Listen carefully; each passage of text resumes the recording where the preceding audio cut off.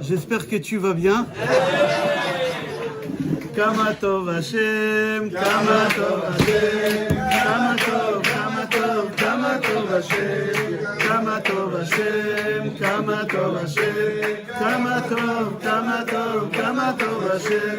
תודה רבה לך השם יתברך על כל החסדים שאתה עושה איתי. כמה טוב השם.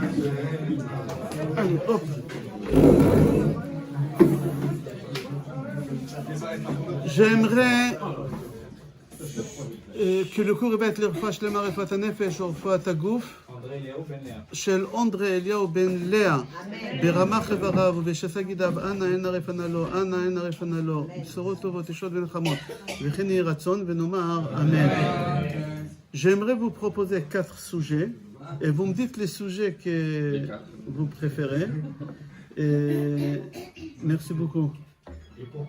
Qu'est-ce qu'on a fait chez vous comme cours? Rappelez-moi. La couleur et les noms. Et le nom. Alors moi je vous propose Ainara. Comment il faut se protéger des mauvais œils? Est-ce qu'il faut croire aux mauvais œils? D'accord? Il y a un autre sujet. Qui c'est David Amelech? Le roi David Amelech d'après le Sod. Comment il est venu au monde? Comment il a quitté le monde? Est-ce que c'est lui qui a écrit le Tehillim? Ou c'est pas lui qui a écrit le Tehillim? Est-ce qu'il a écrit une partie? David Amelech d'après le Sod. Ou vous avez Ainara. Ou vous avez quelque chose qui n'est pas très joyeux, mais si vous voulez, je le fais. C'est la vie après la vie. Qu'est-ce qui se passe après que la Neshama elle quitte? J'ai écrit un livre sur ça, je ne sais pas si vous l'avez. Inam in vie. Vous l'avez, Inam in vie? C'est un livre que j'ai écrit. Et il n'y a pas longtemps, j'ai fait sortir une autre, Les clés de la vie. Les clés de la vie. Alors, vous choisissez. Ainara, Ainara. Alors,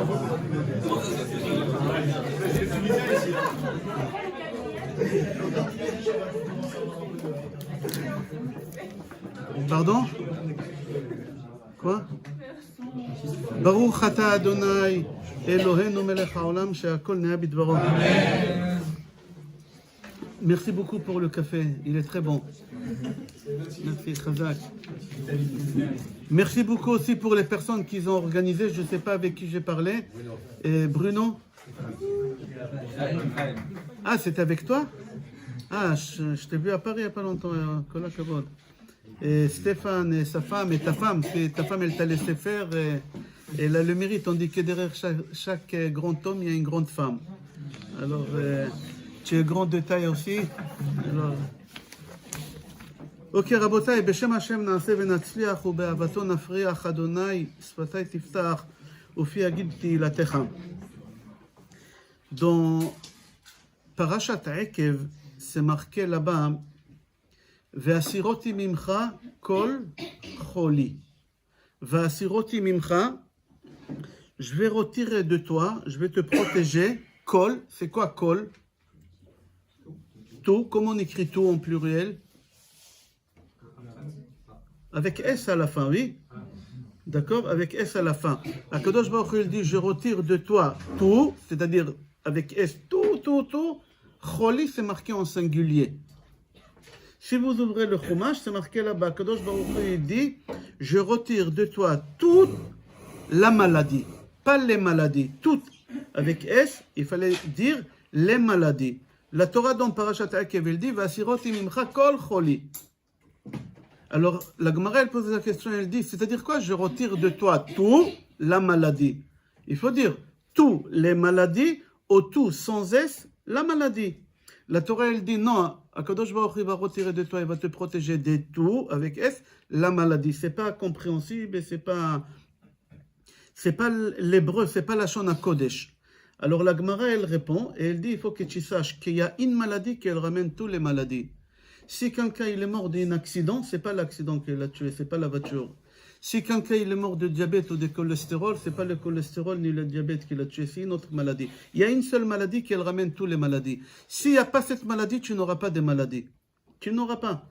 Si Chas v'Shalom, quelqu'un il est mort de cancer, c'est pas le cancer qui l'a tué. Le cancer ne tue pas. On va lire ça dans la paracha de cette semaine. Les maladies ne tuent pas. Akadosh Baruch Hu dit à Moshe Rabbeinu de prendre un serpent et de le mettre sur un bâton et d'enrouler le serpent comme le logo des pharmacies, le logo des médecins, etc. Et tout celui qui voit le serpent, il guérit. C'est-à-dire quoi, il guérit? La Gemara elle pose la question dans Tanit Vechi Nachash Mimitum Chaye. Est-ce que le serpent il guérit? Les goïms ils croient que le serpent il guérit, alors les médecins ils ont le logo des serpents. Les goïms ils ont appris ça de chez nous, ils appellent ça l'Ancien Testament. Alors je répète la question de la Gemara elle pose la question, elle dit pourquoi c'est marqué toute la maladie? La Gemara elle répond qu'il y a une maladie qui tue. C'est la seule maladie qui tue. Si jamais tu atteins ces maladies-là, tu vas mourir naturellement. Et la Gemara, elle ramène une preuve qu'il y a un Rav. On va voir tout à l'heure le nom avec les références. Je donne sur chaque chose des références. Bezrat Hashem. Qu'il est rentré au cimetière de Nahardea, c'est une ville en Babylonie.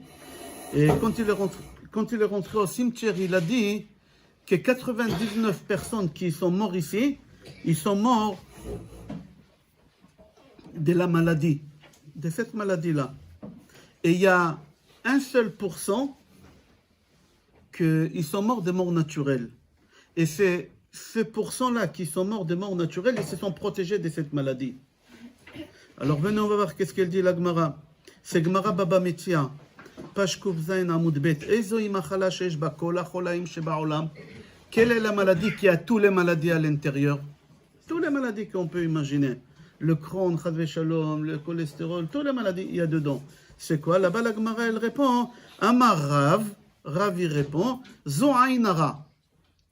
C'est une maladie. Mauvais œil, c'est une maladie. C'est ça qui tue.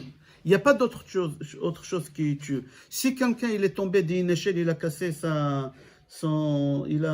le côte fémur, ça s'appelle. Et les gens âgés, normalement, ils ne se relèvent plus, ils meurent après ça. Et il est mort. C'est pas l'échelle, c'est pas le côte fémur, c'est pas du tout. C'est Ainara. C'est pas la voiture, c'est pas il a glissé sur un pot de banane. La banane ne tue pas. Comme ça, il dit Rav, Amarav, Zoainara. C'est rapporté Mishnah, Maxime de nos pères, Mishnah Avot, dans le chapitre Bet, Mishnah Tet. Ezoi derech ra shitrachek mimena a Adam. La Gemara dit de quoi tu dois t'éloigner toujours? Pardon, pas la Gemara, la Mishnah. Maxime de nos pères, il y a là-bas beaucoup de sagesse. Et là-bas, elle pose la question, elle dit, si tu veux t'éloigner de quelque chose, de quoi tu dois t'éloigner? Là-bas, la Mishnah, elle ramène plusieurs avis. Shachenra, Chavera, un mauvais ami qui t'influence, ça n'est pas rentrer toi à la maison, ta femme, elle t'attend avec les gosses. Il lui dit, dis à ta femme que tu es au travail, qu'il y a un client important, se disant, éloigne-toi de ces gens-là. Éloigne-toi des mauvais voisins. Voisin, ce n'est pas un voisin seulement qui habite de ton immeuble. C'est quelqu'un qui te donne de mauvais conseils. D'accord? Mais là-bas, la Mishnah, elle arrive à une conclusion. Amar Rabbi Eliezer, Ain Ra'a. Éloigne-toi des mauvais œils. C'est quoi éloigne-toi des mauvais œils? Aujourd'hui, il y a quelque chose chez les jeunes, et même chez les moins jeunes. Quand on va au restaurant, toute la famille, tu sors avec ta femme, tes enfants au restaurant, et on reçoit comme ça chacun son plat, et tu vas, ta fille dire, papa, de 2 secondes, ne touche pas, tac, tac, et en 2 minutes, ça arrive sur TikTok, et... C'est ça, éloigne-toi de ces choses-là, tu t'exposes. C'est lui qui va regarder le plat, il peut mettre l'œil dedans, et tu vas manger, tu vas t'étouffer, tu vas mourir. Comme ça, là, c'est pas moi qui j'ai dit, c'est pas marrant. C'est la Mishnah qui est dit. Quand tu exposes, c'est la Mishnah, quand tu exposes quelque chose, tu ramènes des malheurs. Et il y a des gens comme ça qui exposent sur les réseaux leurs enfants, leurs maisons, leurs voitures, beaucoup de choses, que ce soit sur Facebook, que ce soit sur TikTok. C'est Ainara, c'est très dangereux. Mis à part, je vous dévoile un secret. Aujourd'hui, les impôts à Paris, ils vont plus comme avant aller chercher des témoignages. Aujourd'hui, sur Facebook, ils ne sortent pas de leur bureau. Ils voient quelqu'un qui déclare 2000 € par mois. Il est tout le temps en première classe, business, il est en déplacement. Il prend des photos avec sa voiture. Et ils disent, attends, comment on peut avoir un niveau de vie aussi élevé avec... Alors ils vont tomber dessus. C'est-à-dire quand tu t'exposes, ce n'est pas la mauvaise œil qui arrive seulement. Il y a les impôts qui peuvent arriver en même temps. Alors il faut faire très attention. Ça, c'est une parenthèse. Le premier endroit qu'on voit dans la Torah, Ainara. Premier endroit qu'on voit Ainara, quelqu'un sait où on va la première fois à Ainara? Agar. C'est quoi avec Agar? Qu'est-ce qui se passe? Sarah, elle ne pouvait pas avoir des enfants. Sarah, mariée 75 ans avec son mari, elle ne peut pas tomber enceinte. Abraham, il prend la servante, Hagar, et le soir de Mikvé, le premier soir de mariage, elle tombe enceinte. Sarah, elle n'a pas avalé ça, avec toute sa sainteté. Elle n'a pas accepté. Natna ba'enea venafal. Elle regardait comment le ventre il gonfle, comme ça, le 3e mois, 4e mois, elle ne supportait pas ça. Elle n'a pas arrêté de la fixer jusqu'à ce que le bébé il est mort. Ce premier Aïn Hara dans la Torah, c'est notre maman. C'est pas n'importe qui, c'est la mère de la nation juive. Il faut comprendre c'est quoi Aïn Hara. Une mère, elle peut faire Aïn Hara à sa fille. C'est pas méchant Aïn Hara. Un père, il peut faire Aïn Hara à son fils. C'est quoi Aïn Hara? Aïn Hara, c'est être impressionné de quelque chose. Tu achètes une voiture et je vois ta voiture et je suis impressionné de la voiture, qu'elle est belle. Waouh, la couleur de la voiture. Tu vas voir avec le soleil, la couleur elle va fondre. C'est être impressionné. Tu es impressionné de la réussite de ta fille. Tu es impressionné de la réussite de ton fils. C'est pas méchant. Waouh, ma fille, bravo, je suis heureuse pour toi. Mais tu lui as porté l'œil. Alors comment il faut se comporter? On va expliquer, n'ayez pas peur. Non plus, il ne faut pas s'enfermer dans un bunker et ne pas sortir. Il faut kiffer. Akadosh Baruch Hu, il t'a donné la possibilité de kiffer. Tu dois kiffer. Si Hachem il t'a donné la possibilité d'acheter Charles Traiteur et tu vas acheter chez Maxime, après tes 120 ans, Hachem il va te dire pourquoi tu as acheté chez Maxime. La chala à 2 euros. Pourquoi tu n'as pas acheté chez Charles Traiteur à 4 euros? Amar Rabbi Yochanan. Rabbi Yochanan il a dit Mishelo ne'ena ba'olam, iten al ze et adin. Si Akadosh Baruch Hu t'a donné de prendre la possibilité de prendre première classe au business et tu n'as pas pris, Hachem il va te dire pourquoi tu n'as pas pris, je t'ai donné l'argent. Le Pele Yoetz, les Kliakar disent ça ne sert à rien d'épargner. Tu sais qui va profiter de ton argent? C'est le futur mari de ta femme. Elle va être veuve, elle va se remarier, lui il va kiffer ta femme et ton argent. Comme ça c'est marqué dans Pele Yoetz, comme ça il dit Pele Yoetz, Rabbi Lazar Papo. Comme ça il dit le Kliakar aussi. Pourquoi tu laisses l'argent? N'y laisse pas, ça ne sert à rien. Quand tu étais dans le ventre de ta mère, est-ce que tu avais peur que quand tu vas sortir, elle n'aura pas assez du lait dans les tétés? Est-ce que tu as dit à ta mère, maman, stock avant de sortir, maman, stock, quand je vais sortir, il me faut. Non, tu n'as pas fait ça. Tu savais qu'Akadosh Baruch Hu va te donner. Pourquoi maintenant tu as peur pour ta vieillesse?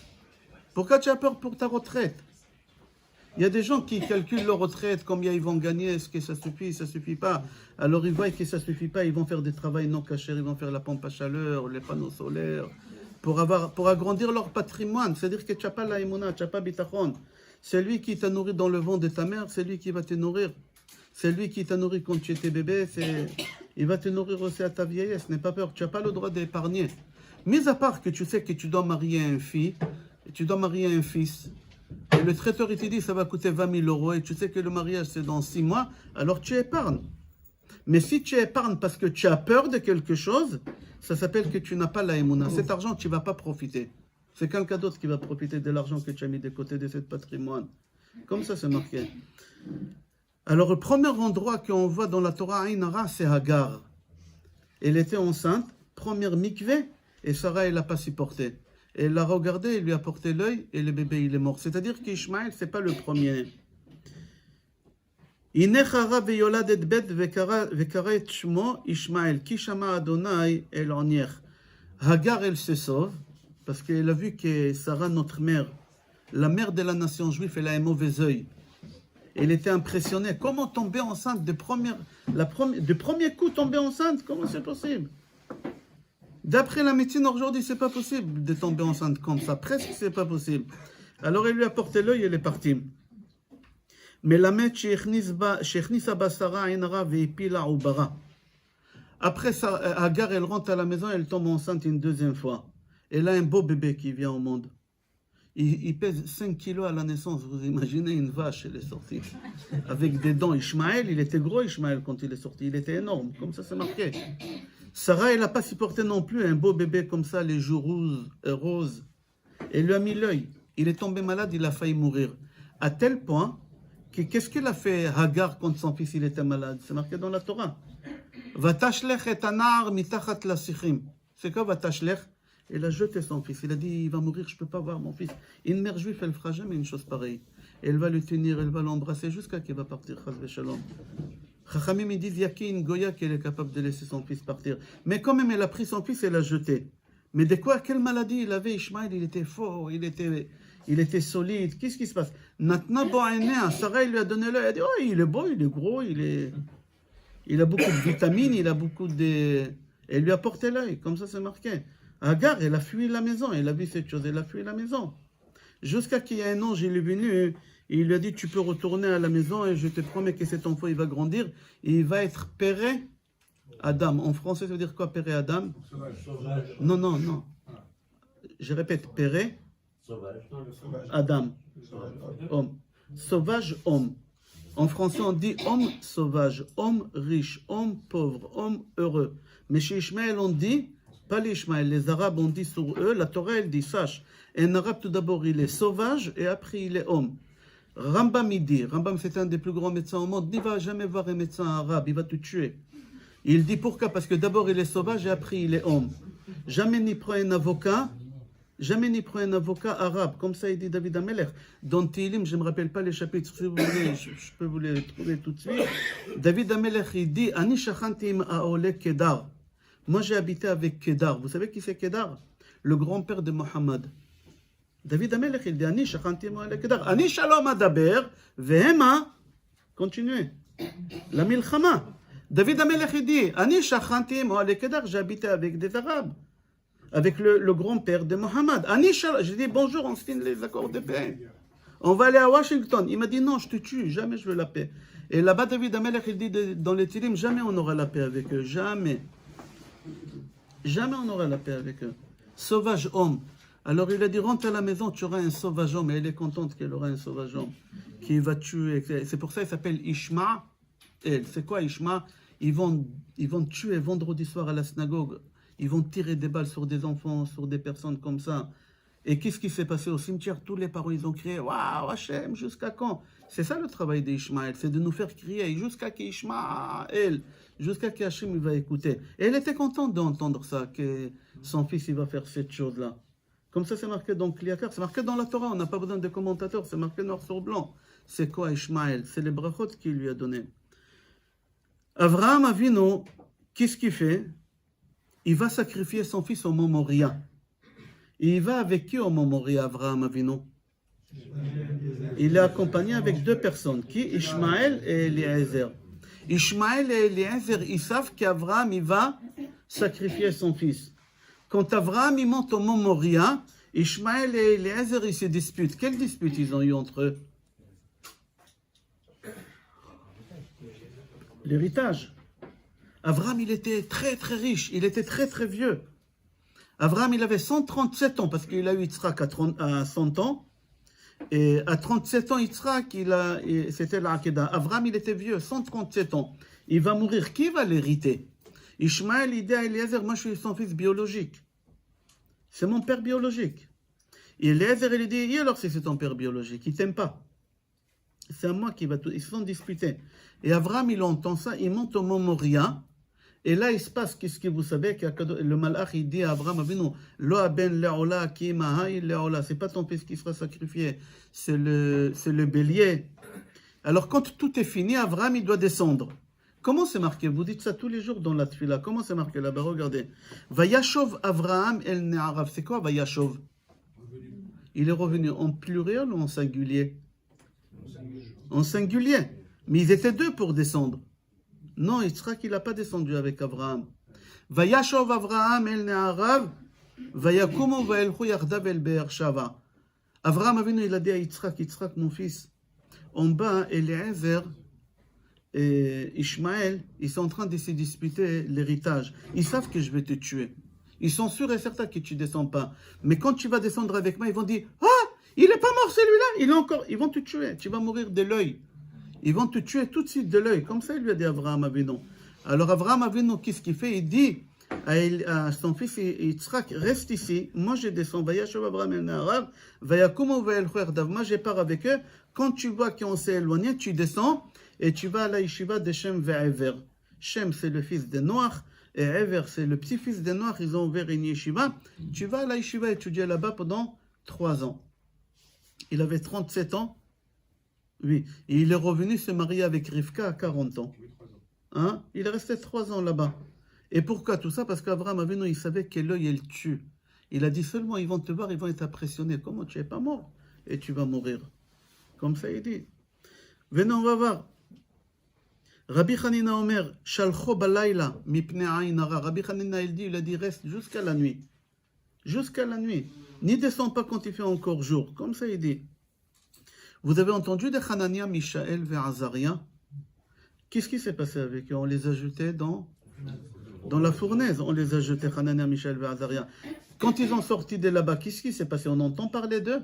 Ils étaient jeunes. Ils avaient 37 ans, 40 ans, 42 ans. Est-ce qu'on entend parler de Hanania, Mishaël et Azaria après?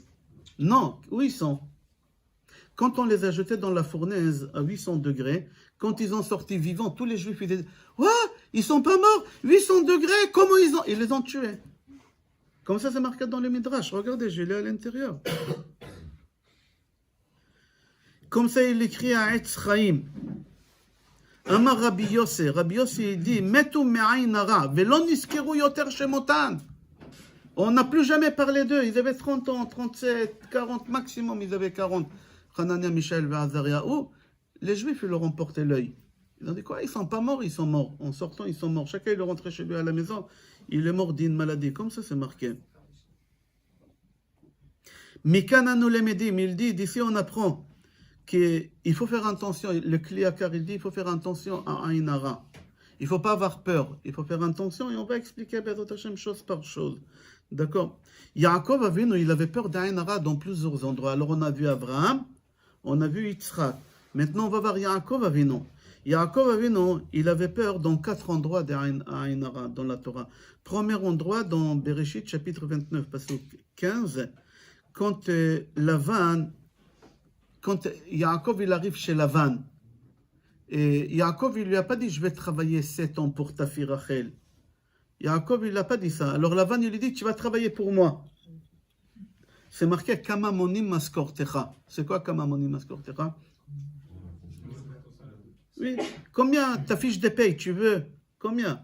Mutuelle, pas mutuelle, la retraite, pas la retraite, tu veux quoi? Net, en noir, tu veux quoi? Comme ça, il lui dit. Qu'est-ce qu'il répond Yaakov? Il dit, moi, je ne donne pas de chiffres. Je ne donne pas de chiffres, je ne dis pas combien sur ma fiche de paye.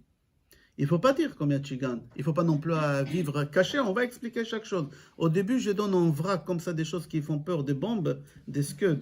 Après, Bezrat Hashem, on va ouvrir chaque chose. N'ayez pas peur. Alors, c'est marqué comme ça. Kasher Lavan Sha'al Oto. Kama moni maskortecha. Yaakov, il a dit, je ne donne pas des chiffres. Je ne dis pas combien. Donne, qu'est-ce que tu veux, il y a la bracha. À partir du moment qu'on va parler des chiffres, toi et moi, il n'y a pas la bracha.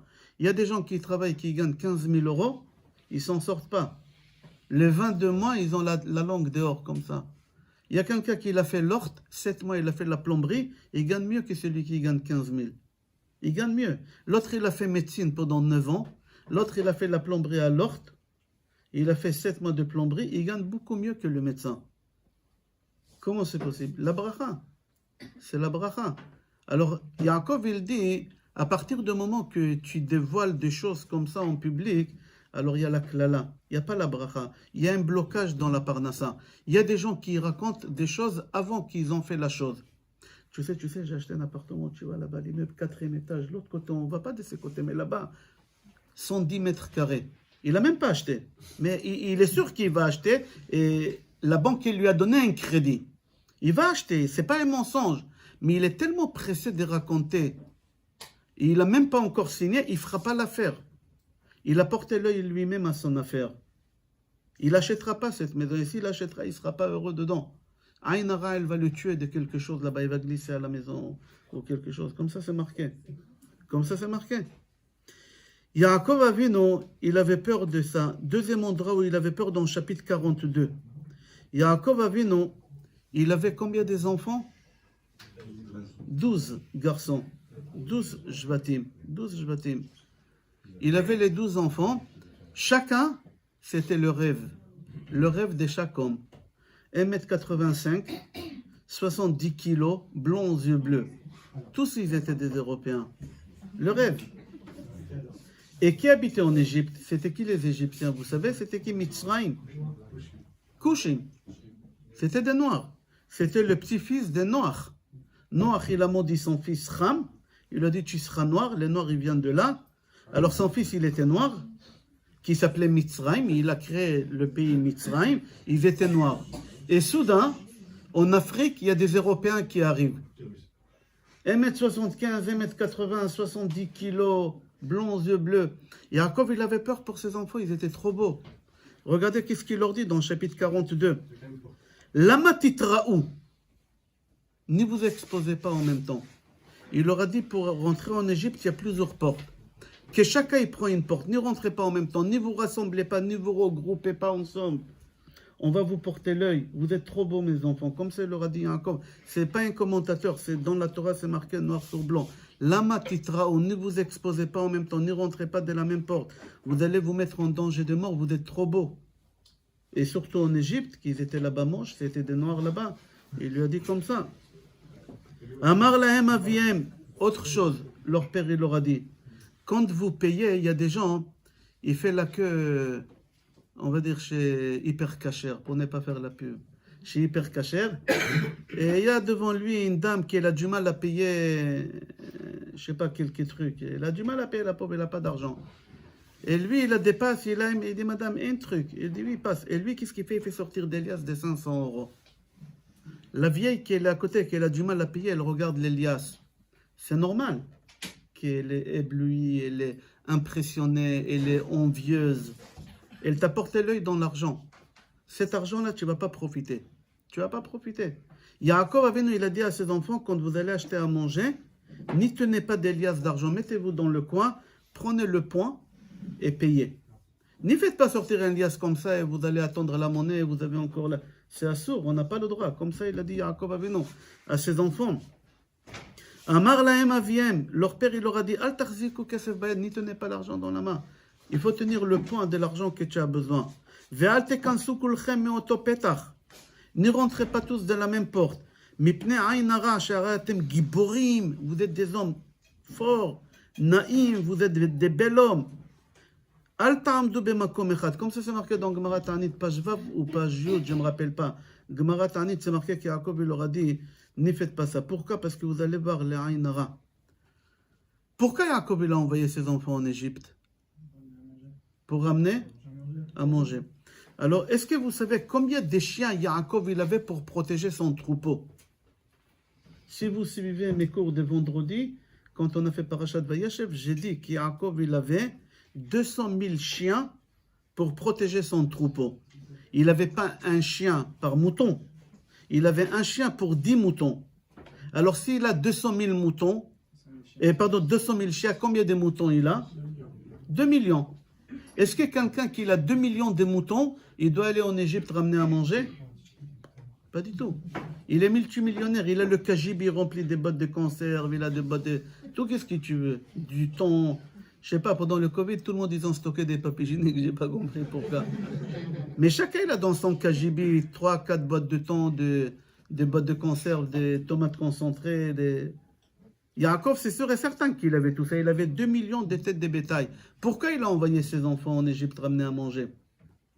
Alors on dit parce que Yaakov, il a dit à ses enfants, regardez, les voisins, ils partent en Égypte, ils ramènent à manger. S'ils vont voir que non, on ne part pas, ils vont dire, ah, c'est là, ils sont riches, c'est là. Il doit avoir le cagibi rempli. Parfois, il y a une femme, elle dit à sa copine, regarde, on va chercher les enfants à 4 heures à l'école. Viens à 3h30 prendre un café, une demi-heure, on prend un café chez moi à la maison et on va chercher ensemble les enfants. Il dit, bon, d'accord. Et ils vont s'asseoir ou à la cuisine. Et elle lui dit, tu n'as pas un peu de café, du lait pour mettre dans le café? Oui, bien sûr. Elle ouvre le frigidaire. Mais pas le frigidaire d'avant, comme ça, 2 portes. Petit khata comme ça. Et le frigidaire, il est rempli. Il est rempli. La pauvre, la bonne femme qui est venue prendre un café au lait, qui chez elle, ça doit être vide. Elle regarde, elle dit, waouh, tu as vu combien de carottes, combien de cornichons, combien de boîtes, combien de mayonnaise, c'est rempli. Elle te porte l'œil. C'est exactement qu'est-ce qu'il y a encore. Il leur dit, ils vont dire que chez nous c'est rempli. Et si quelqu'un va dire que chez nous c'est rempli, c'est pas bien. Il faut faire attention. Yaakov, il leur a dit, alors allez là-bas, faites soi-disant que vous achetez à manger, mais n'y achetez pas à manger. Qu'est-ce qu'ils ont ramené avec eux? Dans les Sidour, c'est marqué quand on fait le Ktoret, ils ont ramené des cacahuètes, ils ont ramené du miel. Me'at tsri valot. C'est quoi lot? Parfum. Qui mange de parfum? Personne ne mange. Ils ont ramené des parfums d'Égypte. Là-bas, ils avaient des parfums spéciaux. Ils ont ramené, il leur a dit ramener. Ils ont ramené des cacahuètes. Comme ça marquait botnim. Tsri. Tsri, c'est du miel. Est-ce que c'est ça la nourriture? Du miel, des cacahuètes? Pas du tout. On peut s'en sortir. Un jour, j'ai voyagé en Martinique et j'ai envoyé par la poste la nourriture. Et en Martinique, tout est long là-bas. C'est-à-dire, moi, j'ai eu le temps de rester 10 jours et de revenir et le colis, il n'est pas arrivé de nourriture. La seule chose que j'ai trouvée au magasin là-bas, c'est des cacahuètes et Mimrach Botnim, ça s'appelle. On ne peut pas être nourri avec ça. Yaakov Avinu, qu'est-ce qu'il a ramené d'Égypte? Il leur a dit, ramenez avec vous des cacahuètes, ramenez avec vous du miel et du parfum. C'est marqué dans Pitoum Aktoret. Pourquoi? Il leur a dit, j'ai peur d'Aïn Hara. S'ils vont savoir que nous, on ne va pas chercher à manger, ils vont dire qu'on a des stocks à la maison énormes. Dernier endroit, quand Yaakov Avinu, il arrive en Égypte, il rencontre la première fois Paro. C'est quoi la première question que Paro, la première parole que Paro dit à Yaakov? Normalement, tu dis bonjour, tu as fait un bon voyage. Qu'est-ce qu'il a dit? Quel âge tu as? C'est quoi ça? Tu vois, Biden, il rencontre Bibi, et dès qu'il se voit, alors Bibi dit à Biden, il a raison de poser la question. Dis-moi, quel âge tu as, toi? Yaakov, dès qu'il rentre, Paro, il dit, dis-moi, quel âge tu as? Pourquoi? Yaakov, il faisait vieux. Il a passé des épreuves dans sa vie énormes. Il a perdu sa femme à 33 ans. La seule femme qu'il a aimée au monde, l'amour de sa vie. En français, ça s'appelle l'amour de jeunesse, elle ne se remplace jamais. Celle que tu as aimée la première fois, tu l'oublieras jamais. Même si tu te remaries une deuxième fois, tu l'oublieras jamais. Et Yaakov, il n'a pas pu oublier Rachel. Il était très vieux pour son âge. Et là, Yaakov, il a attrapé un khal'a. Qu'est-ce que tu veux me porter l'œil pour mon âge? Qu'est-ce qu'il y a? Il ne lui a pas répondu, il avait peur. Qu'est-ce qu'il a dit, Yaakov? Il dit, c'est vrai, je suis vieux, mais j'avais que des épreuves dans ma vie. Alors tous les rabbinim me posent la question, les Zohar HaKadosh, comment un tzaddik qui fait plein? Normalement, si tu as la émouna, tout ce qui t'arrive, c'est pour ton bien. Il n'y a pas du mal qui arrive du ciel. Alors Yaakov, il dit à Paro, c'est vrai, j'ai l'air vieux, mais c'est parce que j'ai souffert beaucoup dans ma vie. Ma fille, elle s'est faite violer. Ma femme, elle est morte. Mon fils, il a disparu pendant 22 ans. J'ai cru qu'il est mort. Quels des problèmes j'ai eu dans ma vie, vous imaginez? Pourquoi Yaakov, il a fait ça? Le Zohar HaKadosh, il donne une réponse et il dit, pour nous enseigner pour nos enfants. C'est quoi? Il faut savoir que ceux qui sont en danger d'Aïn Hara en permanence, c'est des filles, moi qui ai 12 ans, et des garçons, moi qui ai 13 ans. Pourquoi? Parce qu'ils n'ont pas de mitzvot. Ces deux-là, ils n'ont pas des mitzvot, alors ils n'ont pas de protection. Alors ils sont très, comment on dit en français, très vulnérables au Aïn Hara. Alors tu vois une dame, elle sort avec la poussette et elle a son fils qui est un peu comme ça, bien, Baruch Hashem, il a été bien nourri. Il est un peu blond, aux yeux bleus aussi comme ça. Oh, qu'il est beau, il ressemble à qui? De quel côté? Ton mari, il est un peu noir, il est sorti comme ça, blond. Il est beau. Qu'est-ce que tu fais? Le Zohar HaKadosh dit tout de suite, tu casses. Tu dis oui, beau, mais si tu vas, il ne nous laisse pas dormir la nuit avec ses dents. Oh là là, on ne dort pas. Ça fait 2 semaines. En français, je crois, on dit, il lui a fait un coup de vent, on dit en français. Tu fais comme ça. Hein? Un coup de vis? Ah bon? Je ne savais pas que ça existe. Les vis, je sais, dans les affaires, j'entends au Bédine tous les jours. Tu casses. Et Yaakov, c'est ça qu'est-ce qu'il a fait. Quand tu lui as dit, quel âge tu as? Tu es vieux. Yaakov, tout de suite, il a cassé. Il lui a dit, oh, si tu vois, qu'est-ce que j'ai galéré dans ma vie. Quelqu'un vient et te dit, tu sais, ton fils va avoir une bombe, si tu vois, quelle voix, il a fait l'haftara à la synagogue. Tu n'étais pas là, il est venu prier chez nous. Toi, tu as prié dans l'autre synagogue. Ouais, je ne te raconte pas. Tout de suite, il faut casser. Oui, il a une belle voix, mais celui-là, si tu vas à l'école, je reçois que des mauvaises notes de lui. Que des mauvaises. Tout de suite, comme ça, il dit les Zohar HaKadosh, parce que les enfants, ils n'ont pas de protection. Et il y a des personnes qui publient la photo de leurs enfants, qui publient des choses. On les met en danger de mort, ces enfants-là. Comme ça, il dit le Zohar HaKadosh, c'est en danger de mort quand on prend un enfant en photo et qu'on les met sur TikTok, ou je ne sais pas, tous ces trucs-là, ils sont en danger de mort. C'est strictement interdit. On n'a pas le droit de faire ça. Déjà pour toi, tu n'as pas le droit. Pour ta maison, tu n'as pas le droit. Tu vas tout perdre, le patrimoine, Chas v'Shalom. Comme ça, il dit. Yaakov, il fait que se plaindre. C'est rapporté dans Midrash.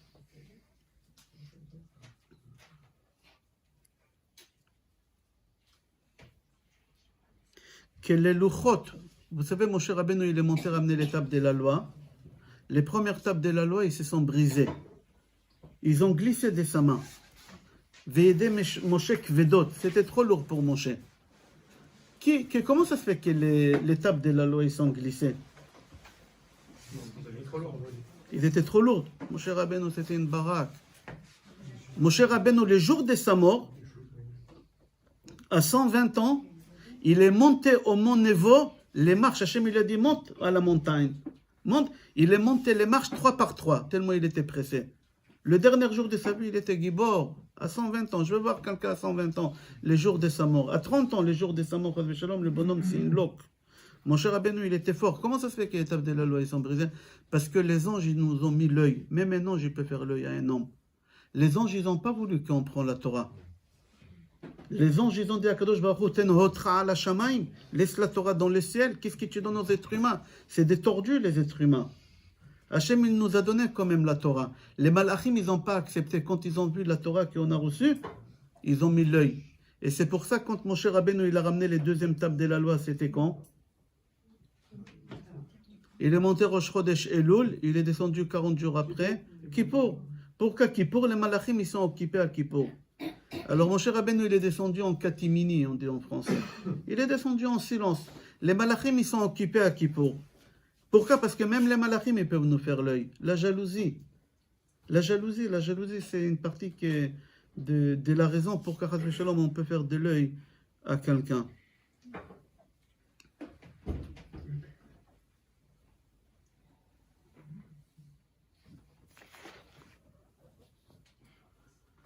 C'est rapporté dans Mlachim, tome 2, une histoire. Il y a un prophète qui s'appelait Ovadia. À l'époque d'Isabelle, pas Isabelle la catholique. Isabelle la catholique, c'était à 500 ans. C'était l'Inquisition. Isabelle, c'est à l'époque des prophètes, il y a 3700 ans. 3700, pardon, pas 3000, 3100 ans. 3100 ans. À l'époque des prophètes, c'était Ovadia. Non, ça c'est Yona. Le prophète Yona. Non, je ne connais pas. Viens écouter l'histoire. C'est rapporté dans Mlachim, tome 2, chapitre 4. Isabelle Arecha, elle a pris tous les prophètes juifs et elle les a égorgés. Pas n'importe quel prophète, des prophètes au niveau d'Eliyahu Hanavi. Elle les a tous égorgés. Elle ne voulait pas des prophètes, des vrais prophètes. Elle voulait Nevi'e à Baal. C'est quoi Nevi'e à Baal? Elle voulait des faux prophètes. Elle voulait des faux prophètes. Qu'est-ce qu'il a fait Ovadia? Ovadia, il a pris 150 prophètes, vrais prophètes, et il les a cachés dans 2 grottes. Il a caché dans 2 grottes. Maintenant, il y a 150 hommes, ils mangent les hommes. Un homme, il mange. Et mis à part ça, hein, il y a l'huile. À l'époque, ils n'avaient pas d'électricité, c'était des lampes de l'huile. L'huile, ça coûte très cher. Même aujourd'hui, l'huile, ça coûte plus cher que l'essence. L'essence, c'est 2 euros, 1,80 €. Aujourd'hui, l'huile à Paris, c'est 2,20 €, 2,30 €. L'huile, c'est plus cher que l'essence. À l'époque aussi, c'était comme ça. C'est-à-dire qu'Ovadia Hanavi, il était pauvre, mais il lui fallait des grandes sommes astronomiques tous les mois. Il les a gardées pendant 1 an. Il les a cachées. Et il faut les faire nourrir. D'où il a eu l'argent? Il n'a pas réfléchi. 2 fois, il est parti voir le fils d'Isabelle, de la reine, celle qu'elle cherche à le tuer. Il s'appelait Yoram. Vous connaissez l'histoire dans le prophète, non? Il est parti voir Yoram, il a dit à Yoram, prête-moi de l'argent. J'ai besoin de l'argent pour une affaire. En réalité, avec l'argent des fils de la reine, il nourrissait. Et il a accumulé des dettes, et il est mort. On va dire il est mort. Il a laissé des dettes à qui? À sa femme. Maintenant, Yoram, il ne réfléchit pas 2 fois, il va voir la femme d'Ovadia, il lui dit, écoute, ton mari, il me doit beaucoup d'argent. Il a dit, moi, j'ai rien du tout. Ils étaient pauvres, j'ai rien. Et il a vu qu'il a laissé 2 garçons. Il a dit, le cerveau juif, ça fabrique de l'argent. Alors, qu'est-ce qu'il a fait? Il a pris les 3, et il a pris les 2 enfants. Il a pris par force, il a dit, je les garde. Ils vont grandir, ils vont me fabriquer l'argent que ton mari me doit. Elle, qu'est-ce qu'elle a fait? Isabelle, elle est partie au cimetière. Et elle a crié, Efot tzadik, il est où le tzadik? Alors il y a une voix céleste, il a dit, il faut tzaddik. Le cimetière, la moitié, c'est des tzaddikim. Il a dit, Ovadia, Ovadia. Mon mari, Ovadia. Alors il a dit, attends dehors. En réalité, c'est une parenthèse que j'ouvre. Chacun il fait comme il veut. C'est déconseillé pour les femmes d'aller au cimetière. Je referme la parenthèse. Elle était dehors du cimetière, elle a crié de là-bas. Et son mari il vient, il lui dit, mais qu'est-ce qui tu as?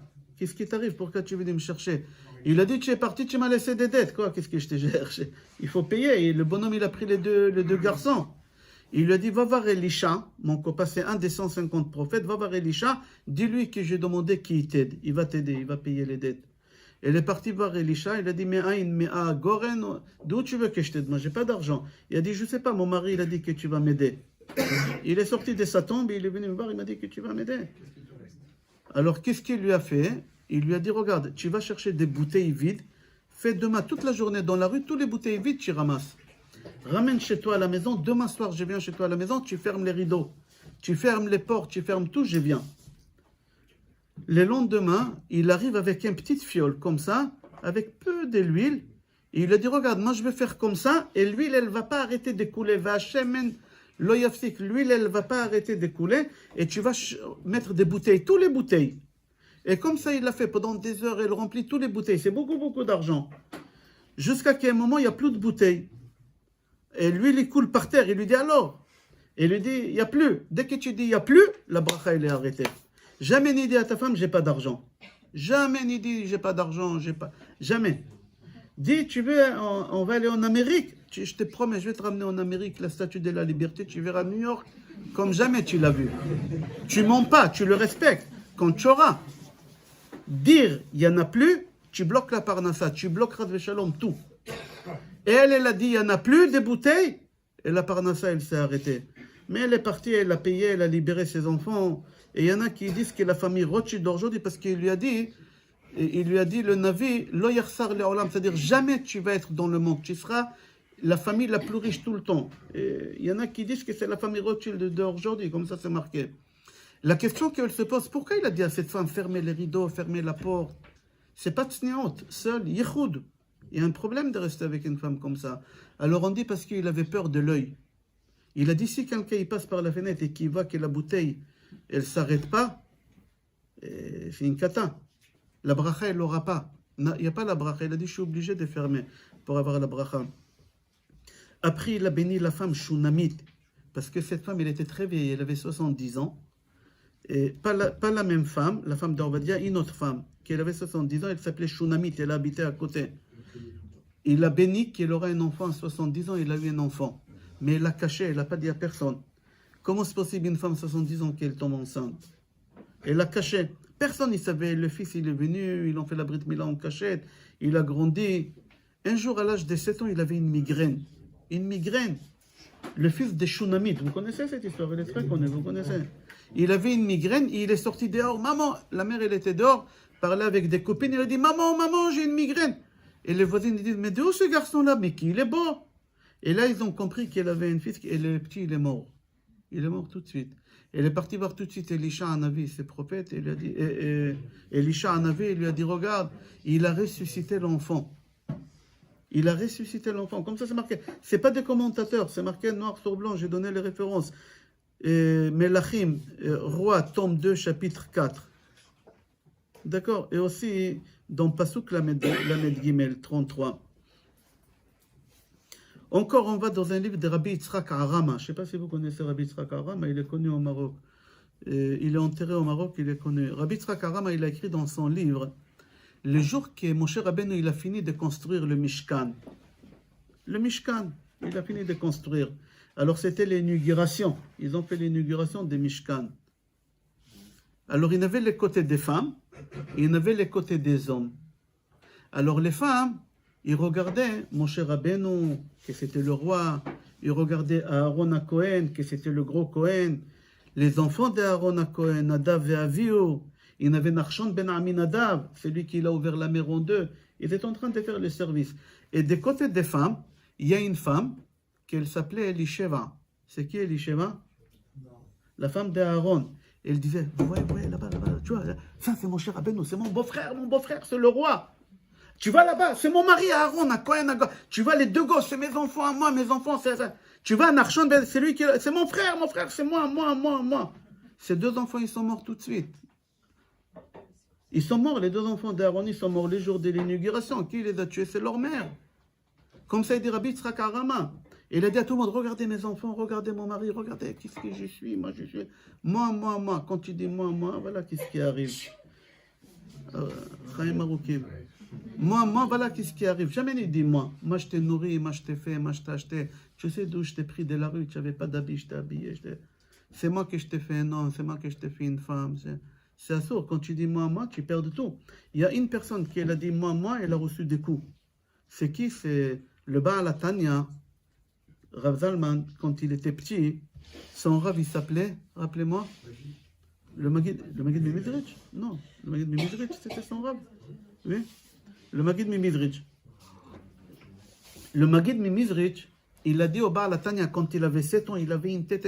Il a dit, si tu as des questions de halakha, tu peux venir chez moi, tu toques, tu rentres, je te réponds, n'importe quelle heure. Le Baal Atania, quand il était petit, à 7 ans, il est rentré, il toque. Il n'est pas rentré, il toque. Le Magid Mimidrich, son Rav, il dit, qui c'est? C'est moi. Qui c'est? C'est moi. Il répond pas, et lui, il toque. Qui c'est? C'est moi. Jusqu'à la fin, 20 minutes. Et le Rav, il dit, qui c'est? C'est moi. Qui c'est? C'est moi. Il est rentré. Il a dit, pourquoi tu viens? Il dit, j'ai une question. Il a dit, pose ta question. Il a posé la question. Quand il a fini, le Magid Mimidrich, il lui a dit, demain, il y a une Brit Mila, je ne peux pas y aller. Est-ce que tu peux aller à ma place faire un cours de Torah là-bas? Le Magid Mimidrich, il a que 7 ans. Il a dit, si le Rav, il m'envoie, c'est-à-dire que je vais rencontrer Eliyahu Hanavi, c'est pas pour rien qu'il m'envoie là-bas. Et en fin de compte, j'ai raccourci l'histoire. Le Magid et le Baal Atania, quand il était petit, il arrive à Shneur Zalman. Il arrive là-bas. Il arrivait comme un pauvre. Il était mal habillé. C'était un enfant pauvre. Il avait que 7 ans. Et la Brit Mila, c'était chez des gens riches. Et dès qu'il arrive, ils se sont rendus compte qu'il manque un couvert. Un couvert, une fourchette et un couteau en or. Ils ont compté, rien du tout. Alors ils ont dit, le voleur ici, ça doit être qui celui-là? Ils ont pointé le doigt sur le Baal Atania. Tous étaient de la famille, tous bien habillés, des Rolex, tous avec des cravates. Il n'y a que lui. Ils l'ont attrapé, ils ont commencé à le frapper. Où ils sont les couverts? Mais c'est pas moi, il le frappe. Mais c'est pas moi, comme ça pendant 20 minutes, c'est pas moi. Jusqu'à la fin, il a réussi à s'échapper, mais du sang. Ils l'ont cassé les dents, ils l'ont cassé le nez, comme ça, regarde. Ils l'ont tué des coups, ils l'ont roué des coups. Il arrive chez son Rav, et le Rav dit, mais qu'est-ce qui t'arrive, toi? Tu n'es pas parti à la... Il dit, je suis parti à la Brit Mila, ils m'ont cassé la figure là-bas. C'est des voyous. Et il dit, non, mon fils. Sur chaque fois que tu diras, c'est moi que je t'ai nourri, c'est moi que je t'ai fait une femme, c'est moi que je t'ai rendu une femme, on va te casser la figure. Si tu as compté combien de fois on t'a frappé, c'est le même nombre de fois que tu as toqué à la porte et tu as dit, c'est moi. Chaque fois quand tu diras, c'est moi sur quelque chose, Chazve Shalom, tu vas payer très cher sur ça. On n'a pas le droit. Qui tu es, toi? Ani, Kochi, Verotsem, Yadi, Ansouli et Tele, qui tu es? Tu t'es pris pour qui? Il y a des gens qui croient que les riches, ils sont intelligents. Et les pauvres, ils sont pauvres parce qu'ils sont bêtes. Pas du tout. Il y a beaucoup de pauvres qui sont très intelligents. Il y a 90% des riches, ils sont très bêtes. Ils sont très bêtes. Moi, j'avais un parent d'élève très très riche, un djerbien très riche.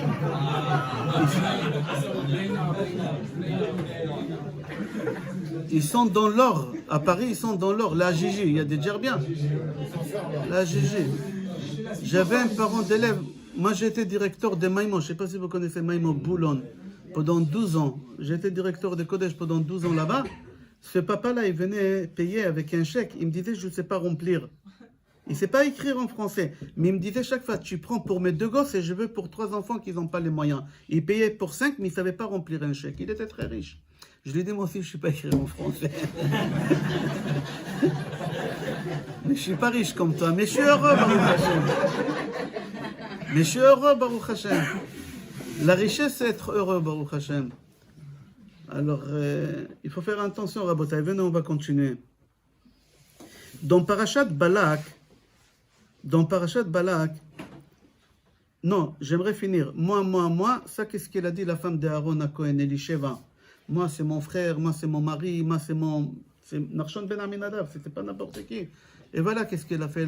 Elle a ramené l'amour à ses enfants. C'est lui qui dit à la maison, c'est moi que je vais nourrir, que je vous nourris. Il y a des gens comme ça. C'est moi que je vous nourris. Si moi, si je me casse de la maison, vous allez voir, vous allez mourir de faim. Combien des hommes, ils ont quitté la maison et personne n'est mort? Hein? C'est lui qui est mort. Tu le vois Shabbat avec une boîte de conserve, avec un pain sec. Tu dois dire merci à ta femme, elle t'a donné des enfants, elle a risqué sa vie pour toi. Elle a risqué sa vie pour toi, pour te ramener des gosses. Aujourd'hui, à table, tu as des gendres, tu as des belles filles, tu as des enfants, il y a des cris, il y a des chants, il y a la nourriture, etc. Qui t'a fait tout ça? C'est toi, tu nourris. C'est toi, tu n'as rien fait. Toi, elle a accouché, elle a eu la péridurale, elle souffre pendant 4 ans, les femmes, après la péridurale, vous savez. C'est pas après l'accouchement.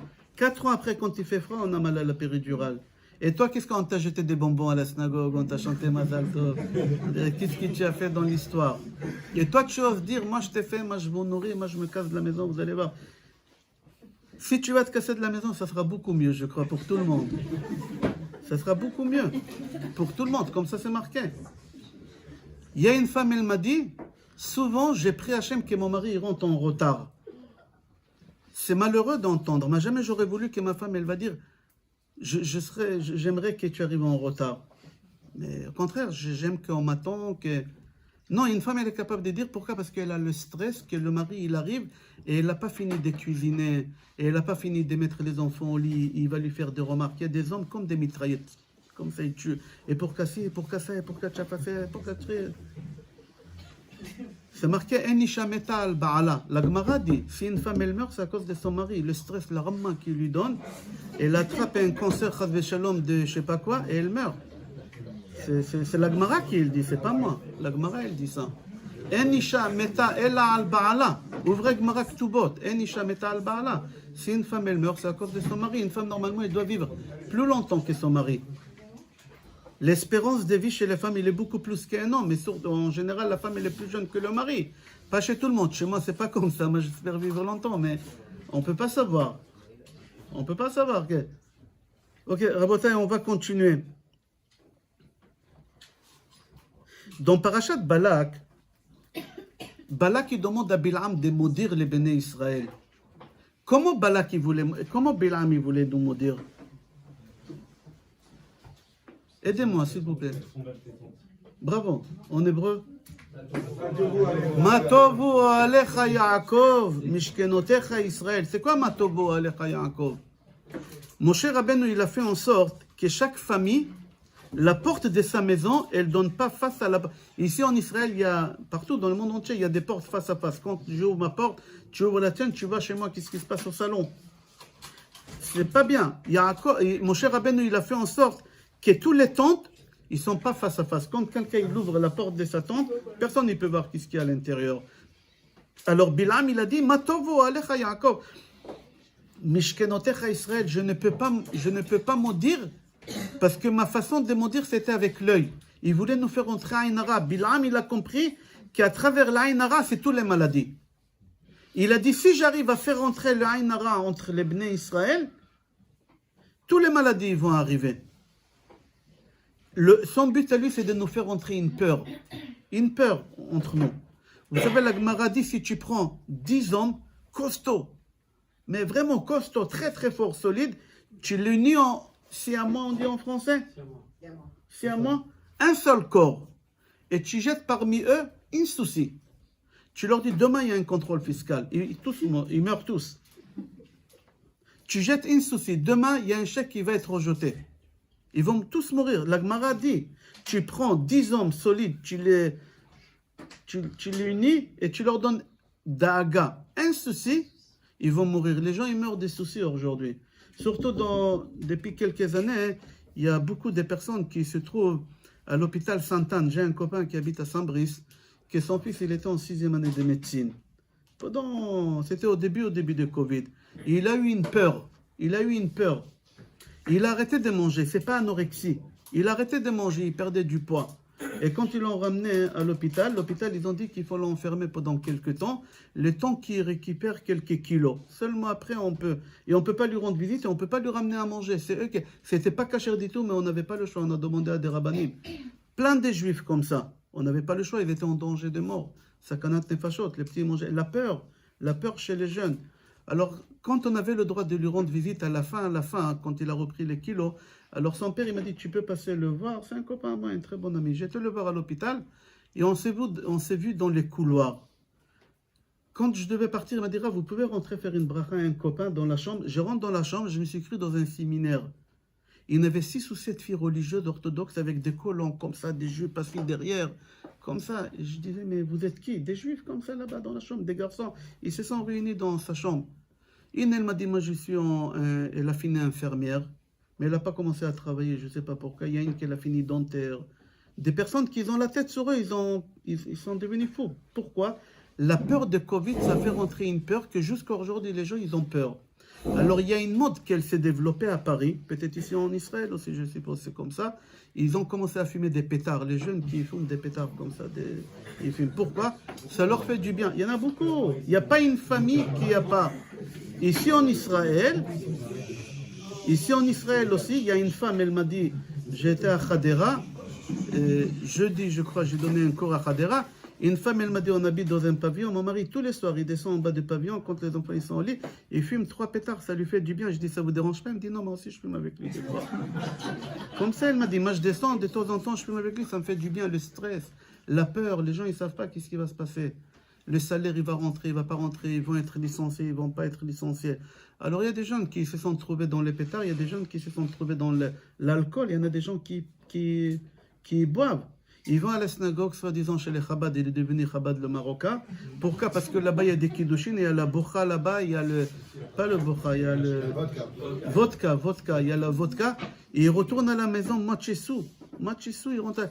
Alors, une femme, elle ne fait pas Shabbat.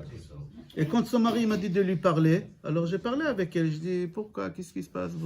Avant, tu faisais Shabbat. Et elle m'a dit, mais c'est quoi ces Shabbat? Mon mari, il rentre dessous, il vomit. Il s'allonge au salon, il mange là-bas, moi je cuisine, ça c'est Shabbat, moi je préfère ma télévision.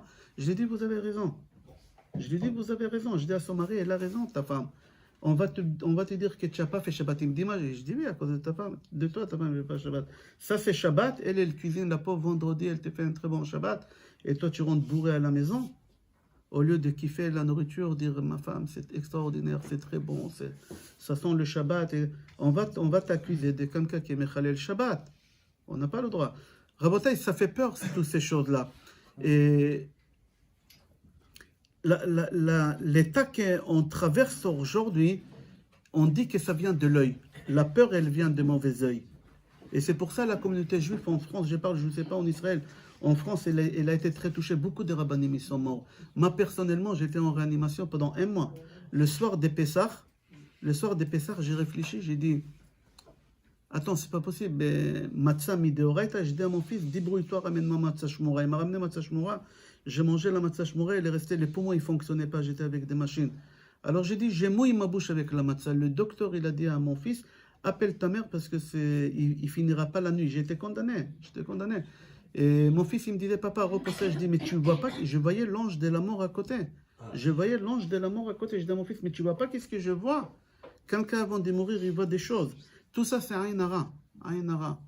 Et Akadosh Baruch Hashem, il m'a protégé, il m'a donné Baruch Hashem la vie. Je suis rentré à la maison. Le médecin, il était choqué. Il a dit, comment c'est possible? Le poumon ne fonctionnait plus. Au début, c'était 60% qui ne marchait pas, après 70%. Après, ils ont voulu m'entuber, on dit en français. J'ai dit à mon fils, non. Quand le médecin il a dit que c'est fini, j'ai dit à mon fils, fais tout qu'une infirmière, elle ne me touche pas. Qu'une goya, elle ne touche pas. Il fallait enlever toutes les choses, que ce soit un homme, que ce ne soit pas une femme qu'elle me touche. Moi, j'étais sûr et certain que c'est fini. Moi, je vous montre des photos. Et il a tout filmé. Et je vous montre des photos. J'ai ici, à la fin, c'est lui qui veut. Il voit que le médecin, c'est un homme qui m'enlève les tuyaux. Pour eux, j'étais mort. Il n'y a plus rien qui a marché. Et Akadosh Baruch Hu, il m'a donné la vie après. Pourquoi, Rabotai? Il faut faire attention. On peut arriver à cette situation à cause d'un hara. C'est ça qui se tue. C'est un hara. Tu t'exposes. Moi, tout de suite, j'ai démissionné de mon poste. Je suis rentré à la maison. La première chose, j'ai démissionné. Il y a plein de gens qui m'ont appelé. Ils m'ont dit, qu'est-ce qui se passe, hein? J'ai dit dans un cours. Tout de suite, j'ai arrêté tout. J'ai arrêté Facebook, j'ai arrêté YouTube. Tout le monde, ils m'ont dit, il n'y a plus de cours. Il n'y a rien, moi je ne mets pas de photos. Quand ils ont voulu faire la pub partout, moi je leur dis à condition, je ne sais pas, à votre mari, j'ai dit pas de photos. Vous pouvez marquer tout ce que vous voulez, mais pas de photos. Je ne m'expose plus. Pourquoi? Parce que c'est des choses que j'ai vues de mes propres yeux. Qu'est-ce qui s'est passé chez Matzileno? C'est ça qu'est-ce qu'il dit la Gemara. Venons maintenant, on va y aller sur des choses un peu plus gaies. Il y a une Mishnah dans Avot. Il y a une Mishnah dans Avot qui dit Asara dvarim nivreu be'erev Shabbat ben hashmashot. Il y a 10 choses que Hachem il a créées vendredi avant Shabbat. Vendredi avant Shabbat. Ça va, Jonathan? Baruch Hashem. 10 choses, Akadosh Baruch Hu il a créées avant Shabbat. Non, je ne vous ai pas reconnu. Avant Shabbat, Hachem il a créé 10 choses. C'est quoi les 10 choses qu'Hachem il a créées? Achtav, Ve'amirtav, Ve'aluchot, Ve'ashamir. C'est quoi Shamir? C'est un ver de terre. Qu'est-ce qu'il a ce ver de terre? Hachem il a créé, écoutez mesdames, Hachem il a créé un ver de terre vendredi avant Shabbat. Qu'est-ce qu'il a de spécial ce ver de terre? Comment il a de ses yeux, il retire, il fait sortir un laser et il coupe toute matière. Le laser, il coupe toute matière. Et c'est comme ça qu'on a fait les pectorales, on dit. Les pectorales, les pierres, on a coupé. Les pierres des Beth Amikdash, on a coupé. Avec ça, on n'avait pas le droit d'utiliser des ustensiles. Rabotai, ce ver de terre, tout le temps, il faisait sortir un rayon laser. Tout le temps. Alors la Gemara dans Brachot, elle pose la question, elle dit, comment on le conservait? Si tout le temps il coupait, il y a un moment qu'on ne voulait pas couper. Qu'est-ce qu'on faisait? Quelle boîte? En cuivre. Tu n'es pas loin. Tu n'es pas loin. Non, pas loin. On prenait une boîte en plomb. Comme ça la Gemara dit, on le mettait dedans et on fermait. Et là, ça coupait l'œil. D'ici, Chachamim, ils ont dit, c'est lui qui croit qu'il a la mauvaise œil, c'est bien qu'il fasse le plomb. Alors, d'abord, je commence. Le plomb, c'est pas mystique, c'est pas kabbalistique. Rav Avodia Yosef Zichrono Livracha, il le faisait. Il demandait à ses enfants de le faire tous les 2 mois, le plomb. Moi, j'ai fait le plomb, mais j'ai arrêté. Ça fait longtemps parce que ça prend de temps. Je vais expliquer comment on fait. Rav Eliashiv, vous connaissez Rav Eliashiv? Rav Eliashiv, c'est le beau-père de Rav Kanievski. Rav Eliashiv lui-même, il faisait. Il y a une femme à Mea Sha'arim. Je suis sûr que quelqu'un qui avait... La rabbin, elle est décédée il n'y a pas longtemps. Elle est décédée il n'y a pas longtemps. Il y a un mois, je crois. Elle est décédée. Elle est connue. Les gens, ils partaient du monde entier faire chez elle. C'était qui? C'était la nièce de Rav Eliashiv. C'est-à-dire, pourquoi j'ai dit ça? Parce que c'est pas mystique. C'est pas... Moi, je suis contre les rabbins. Moi, quand j'ai dit des rabbins, je suis contre les rabbins qui, toute la journée, ils courent à recevoir des gens et ils s'en foutent de tes problèmes. C'est ton argent qui les intéresse, pas autre chose. Alors, quand je dis que Rav Avodia Yosef, il a dit qu'il faut faire au Rav Eliashiv, c'est pas mystique, c'est quelque chose qui marche. Et c'est marqué dans la Gemara. La Gemara dit que pour arrêter, pour couper l'œil, c'est qu'avec le plomb. Alors, comment on fait? Je vais expliquer comment on fait. Je ne sais pas en Israël comment ça s'appelle, mais en France, on achète des barres, ça s'appelle des baguettes, des étains. L'étain. Étain, ça s'appelle en français 33%. D'accord? 31. Je ne sais pas, j'ai dit, en France, vous partez chez la plateforme des bâtiments, je ne fais pas de la pub. Mais c'est là-bas que j'envoie les gens toujours, parce que ça appartient à un juif. Ça appartient à la famille Lelouch. Oui? Ils méritent parce qu'ils aident beaucoup des Bate Chabad dans le monde. Ils aident beaucoup aussi les Breslev. Alors ils méritent. Pourquoi? La famille Lelouch, toujours j'envoie là-bas, je leur dis, vous achetez des baguettes, éteint 33. Et comment on fait? Alors il faut 3 baguettes par personne. Je mets dans une casserole, je chauffe. Quand ça chauffe, ça devient liquide, comme de l'eau, mais bouillant, c'est très dangereux, ça peut tuer, d'accord? La personne, elle est assise et elle s'enveloppe avec une grosse serviette. Une grosse serviette, pourquoi? Parce que je mets une casserole avec de l'eau et la casserole, avec le plomb chaud, je verse sur sa tête, c'est-à-dire dans l'eau froide. Et là, ça va prendre une forme. Tout de suite, ça prend une forme. Et dans cette forme-là, il faut savoir comment lire, est-ce qu'il y a œil. Si à l'œil, ça vient d'une femme, d'un homme, on peut savoir des proches, pas proches. Est-ce que c'est toi-même tu as porté l'œil? Tu peux porter l'œil à toi-même. Tu dis, ah, tu as vu comment? Avec mes 10 doigts, j'ai construit tout ça. Tu vois, qu'est-ce que j'ai fait moi? Moi, sans diplôme, j'ai réussi. Moi, sans truc, personne ne m'a aidé. J'ai pas demandé à mon beau-père un rond, rien du tout. Mon beau-père, il m'a arnaqué, pas plus que ça. Tu te portes l'œil toi-même. Et on peut savoir dans le plan. Alors, à votre avis, c'est marqué dans la Gemara. Dans la Gemara, c'est marqué qu'avec le plomb, tu peux retirer l'œil. Et là-bas, la Gemara, elle ramène plusieurs méthodes comment on peut retirer l'œil. Je vais donner encore 2 méthodes. Une méthode, que c'est Rabbi Meir Baalanes qui il dit. On prend le pouce gauche, on le fait rentrer dans la paume de la main droite. L'autre pouce dans la main gauche. Et on ferme comme ça. Et on dit, Ana Mizar, la pouce là, l'autre pouce ici. On ferme. Rabbi Meir Baalanes, il dit, tu répètes, Ana Mizara de Yosef Tzadika de la Shaltabe Inabisha. Ça, c'est une deuxième chose qu'on peut faire. Il y a une troisième chose qu'on peut faire. Si c'est très urgent, tu as reçu chez toi à la maison quelqu'un que tu sais qu'il a laissé derrière lui, ouah, tu as vu le lustre, ouah, tu as vu le fauteuil, tu sens qu'il y a quelque chose et tu as besoin d'une aide urgence. Alors c'est marqué là-bas, hein, on a 7 ouvertures dans le crâne. Les 2 les plus hautes, c'est les oreilles. Après les yeux, après les narines et après la bouche. Avraham, Yitzhak, Yaakov, Moshe, Aaron, Yosef, David, Shamar, Shirot, Vetishbachot. Alors je répète, Avraham, Yitzhak, Yaakov, Moshe, Aaron, et là c'est qui? Yosef. C'est-à-dire que la narine gauche c'est qui?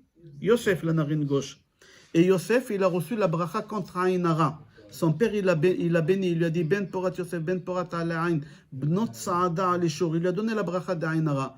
Alors, si Chas Veshalom, tu as besoin en urgence de te faire protéger tes enfants ou la maison d'Aïn Hara, là-bas, la Gemara dit tu fermes l'œil droit, l'œil gauche, tu regardes la narine gauche et tu dis Ana Mizara de Yosef Tzadika de la Shalta Be'ena Bisha. Et tout de suite, l'Aïn Hara, il part. C'est plus rapide que le plomb, etc. Comme ça, la Gemara, comme ça, c'est marqué dans la Gemara. Je vais donner Gemara Sota, page Memchet Amud Bet, et il y a encore un autre endroit que la Gemara dit. Je vais répéter tout à l'heure, oui. Oui. Il y a, Rabotai, il y a une halakha dans plusieurs endroits dans Maran Shulchan Aruch, Bet Yosef. Vous savez que Bet Yosef, Maran Shulchan Aruch, il était, on dit en français, cartésien. Cartésien, terre à terre, il n'était pas mystique, lui. Et lui, il dit dans dizaines des endroits, j'ai ici, Shulchan Aruch Orachaim Yoredea, Even Haezer, Choshen Mishpat, Orachaim Siman Kuf Mem Aleph, Yoredea Siman Shin Chaf Aleph, Resh Mem Tet, Even Haezer Siman Samer Bet, Choshen Mishpat Shin Ayin Chet. Il y a des dizaines d'endroits qui répètent, faites attention à l'œil. Et il donne des exemples. On n'a pas le droit de faire monter au Sefer Torah un père et derrière lui son fils. Pourquoi? Parce qu'au moment que les deux ils vont monter, alors les gens ils regardent, ils disent, tu as vu, le papa il fait jeune hein, par rapport à son fils. Comment il fait lui pour regarder comme ça? Il fait tient droit, il est maigre, et il lui porte l'œil. Les deux, regarde par là. Oh, les deux ils ont une Rolex. Tu as vu, les deux ils ont Rolex. Ils travaillent à la pompe à chaleur, ces deux-là. Ils vont lui porter l'œil. Ils vont lui porter l'œil. Comme ça, c'est marqué dans Maran Shulchan Aruch. Ou par exemple, Achida Kadosh dit, si le papa dit, moi j'ai pas peur de l'œil, vous pouvez faire monter mon fils derrière. Il n'y a pas, je ne crois pas à l'œil. Avraham Avinu, il avait peur de l'œil. Yitzhak, il avait peur de l'œil. Moshe Rabbeinu, tout le monde, même Hachem. Vous savez quand est Hachem, il craint l'œil? Il y a des Tunisiens parmi nous. Oui, Baruch Hachem. Alors j'aimerais poser une question aux Tunisiens. Pourquoi vous, les Tunisiens, vous dites Khamsa?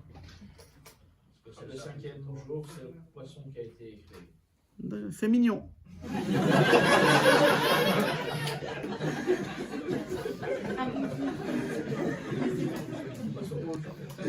C'est mignon. Il y a beaucoup de choses qui étaient écrites au 5e jour. Tous les animaux, c'est pas que le poisson. Tous les animaux. Alors au lieu de dire chouta, dis vache. Rabota, il y a des Tunisiens ou non? Pourquoi on dit chouta? Parce que le brouillard, il y a 14 phalanges, 4 plus 1, ça fait 5. C'est mignon. Une autre question, Rabotai. Pourquoi les Tunisiens disent chouta? Je vais donner des réponses. D'accord? Pourquoi ils disent chouta? Parce qu'ils vivent cachés, les poissons. Les poissons, ils vivent cachés. Très bien. Il n'a pas fauté. Oui, le poisson, c'est vrai, vous avez raison, il n'a pas mangé de la connaissance, mais c'est pas pour ça. Il y a 3 personnes qui... Bravo, madame là-bas. Voilà, la dame, elle a trouvé. Je vais répondre sur les questions, Rabotai. Pourquoi les Tunisiens Pourquoi les Tunisiens ils disent Khamsa? Si tu dis comme ça, Khamsa, ça ne sert à rien. Mais le Ben Ishra, il dit, qui n'était pas tunisien, il était irakien, à Babel, et il dit que ça marche. Mais il faut penser quelque chose quand tu dis Khamsa. C'est quoi? La valeur numérique de Hachem, Yudke Vavke, c'est combien? 26. Khamsa, ça veut dire 5 fois 26. C'est combien 5 fois 26? C'est des comptables? 130. La valeur numérique des 130, c'est Aïn. Aïn, Yud, Nun. C'est-à-dire 5 fois le nom de Hachem, c'est l'œil. Alors quand tu dis Khamsa, tu dois dire 5 fois le nom de Hachem qui va me protéger de ton œil. Et là, ça marche, comme ça dit le Ben Ishraï. Sinon, ça ne marche pas. Si tu dis Chouta Chouta ou tu mets des poissons chez toi à la maison, ça ne marche pas si tu ne comprends pas pourquoi. Si tu ne sais pas pourquoi. Il faut savoir pourquoi on dit Khamsa, c'est parce que Khamsa, c'est 5 fois le nom de Hachem, 26 fois 5, 130, c'est la valeur numérique de Aïn. Mis à part ça, Birkat Kohanim, c'est bien pour quelqu'un qui a peur de l'œil. Pourquoi? Parce que les gens ils croient que Birkat Kohanim c'est pour la parnassa, c'est pour la santé. Non. Birkat Kohanim c'est bénéfique pour deux choses. La première chose, quelqu'un qui a fait un cauchemar. Et deuxième chose, pour l'œil. Pour l'œil. Pourquoi pour l'œil? Parce qu'il y a des Kohanim ici. Oui. Quand le Kohen il fait Birkat Kohanim, il fait comme ça. Il ne faut pas dépasser le front, comme ça. Pourquoi comme ça? Parce qu'ici il y a la forme de l'œil. Et il y a 5 espaces. Le Khamsa c'est ça. 1, 2, 3, 4, 5. Il y a 5 espaces. Alors, Birkat Kohanim, quand le Kohen il fait Birkat Kohanim, Akadosh Baruch Hu, il est derrière lui. Et dans Shir HaShirim, c'est marqué Mashgiach min hachalonot, metitz min hacharakim. Ça s'appelle Chalon et ça s'appelle Charakim. Et Akadosh Baruch Hu, il est dans 5 endroits, surtout dans Birkat Kohanim, que ça fait valeur numérique de l'œil. Compréhensible jusqu'à là? Maintenant, pourquoi Chouta? Pourquoi le poisson? Tous les animaux et tous les êtres humains, ils ont une paupière qu'elle monte, qu'elle descend d'en haut vers le bas. Hein? Non. Le coq, la poule, le coq, c'est à l'envers, d'en bas vers en haut. Que le coq. Il y a une raison pourquoi, mais ça ne nous concerne pas maintenant. Et par contre, les poissons, ils n'ont pas de paupières du tout. Ils n'ont pas de paupières. Pourquoi ils n'ont pas de paupières? Parce que Akadosh Baruch Hu nous a donné des paupières que tu saches fermer l'œil quand tu vois quelqu'un qui est réussi. N'y regarde pas. Tu vas voir un copain au travail, il a un magasin, tu vas prendre un café avec lui, et il y a un client qui vient, il dit tac, tac, tac, tac, tac, la porte, la caisse, elle s'ouvre, et tu regardes. Ferme tes yeux. Al ta'amod, c'est Maran Shulchan Aruch, al ta'amod besadeh chavercha besha'a shekamato omedet. N'y rentre pas où ton copain il stocke sa marchandise. N'y rentre pas. Ton copain il a un stock, un hangar, et toi tu veux prendre un café avec lui au bureau, reste au bureau, n'y sors pas du bureau. Pourquoi tu vas? Là-bas la Gemara dit, elle donne des conseils, quelles affaires faire pour se protéger de l'œil. À l'époque les Juifs ils étaient des kadarim. Kadarim ils fabriquaient des cruches. Maintenant une cruche c'est grand, ça prend de la place, et c'est des centimes. La Gemara dit, il ne faut pas faire ce travail, parce que pour gagner beaucoup d'argent, il faut faire beaucoup de cruches. Alors ça fait plein un hangar. Et les gens, ouh, l'hangar qu'il a, il est millionnaire. Et le bonhomme, il a pour 1 euro là-bas des bénéfices. Ça ne gagne rien du tout, ça prend de la place. La Gemara, elle donne là-bas des conseils. Qu'est-ce qu'il faut faire, qu'est-ce qu'il ne faut pas faire. Là-bas, la Gemara, elle donne des noms des sociétés aussi. Il y a des gens qui ont des sociétés, ils ont des articles qui sont très demandés, pas chers. Ils n'arrivent pas à vendre. L'affaire, elle ne marche pas. Il y a quelqu'un qui vend la même chose que lui. La même chose que lui, il vend plus cher. Moi, je ramène ma marchandise d'Allemagne, la meilleure qualité. Lui, il ramène de Chine, basse qualité. Lui, il vend. Et moi, je n'arrive pas à vendre. Ari Akadosh, il dit, c'est le nom de la société. Il y a des gens qui ils montent une société, ils donnent un nom de la société, que ça fait un blocage. Quand tu donnes un nom à une société, il faut savoir quel nom, parce que le nom, ça joue énormément. Ça joue énormément. Alors, Ari Akadosh, ce n'est pas un cours maintenant de noms, mais Ari Akadosh, il donne 3 noms à des sociétés. Il dit, si tu ouvres une société et tu veux que ça marche, et ça marche. Moi, j'ai testé dans plusieurs endroits et ça marche. Je donne un exemple. Il y a un Libanais chrétien qui a acheté une usine de chaussures des femmes en Italie. 16 millions d'euros il a mis et ça ne marche pas. Alors j'ai un copain juif qui lui a dit, viens, Fabien Waki, il est connu, c'est le patron de Tati. Il lui a dit, viens voir mon rave. Et lui, c'est un goy, il est chrétien, il croit, il est religieux, il s'appelle Joseph, il est religieux.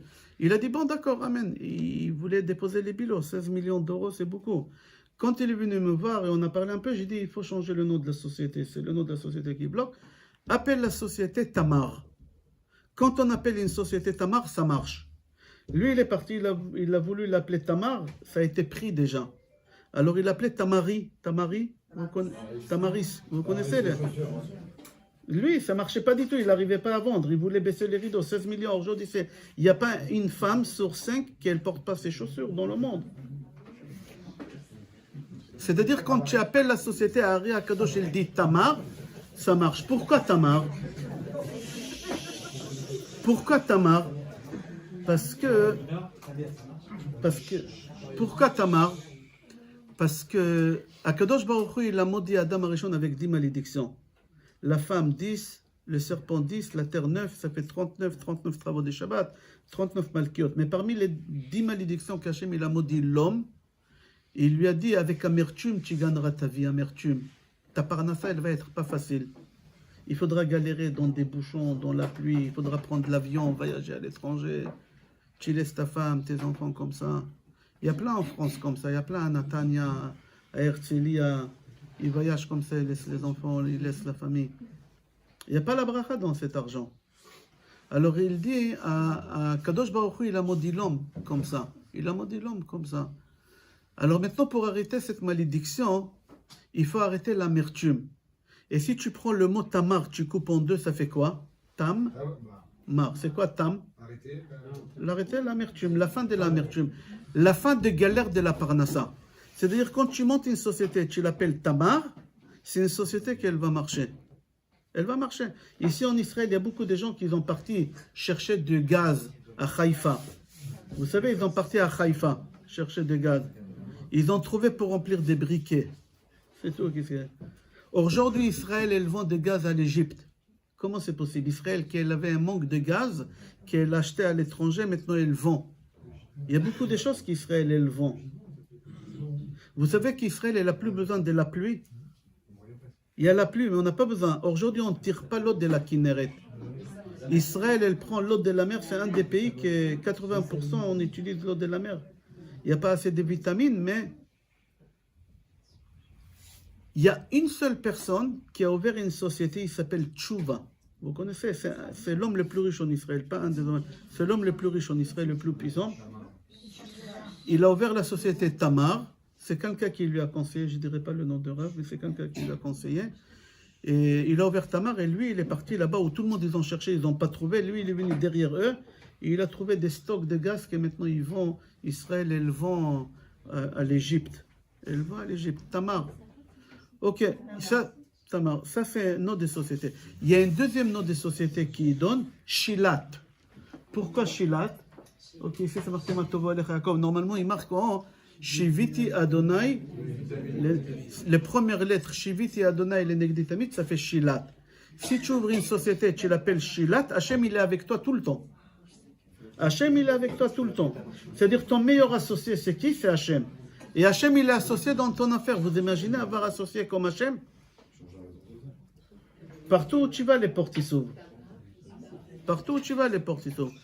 Alors Shilat, troisième nom, mais lui il dit que ce nom-là, c'est bien pour les hommes, mais plus pour les femmes que pour les hommes. Il y a des femmes qui ont des affaires aussi. Il y a des femmes qui vendent des perruques, qui vendent des foulards, ils font des ongles, etc. Il y en a beaucoup qui font en noir. Mais aujourd'hui, tu peux faire une micro-entreprise. Comment on dit micro-entreprise en Israël? Esek Patour.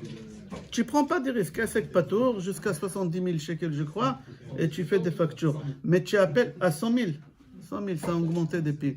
Et tu l'achètes, tu l'appelles, c'est bien pour les femmes, mais les hommes aussi, ils peuvent faire ça. Et tu l'appelles Tsohar. Tsohar.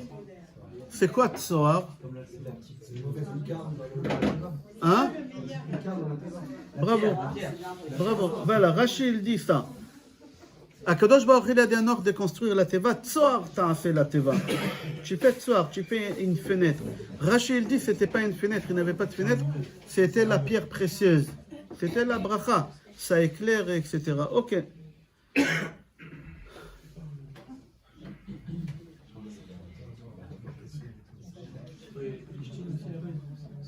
Hein? Pardon?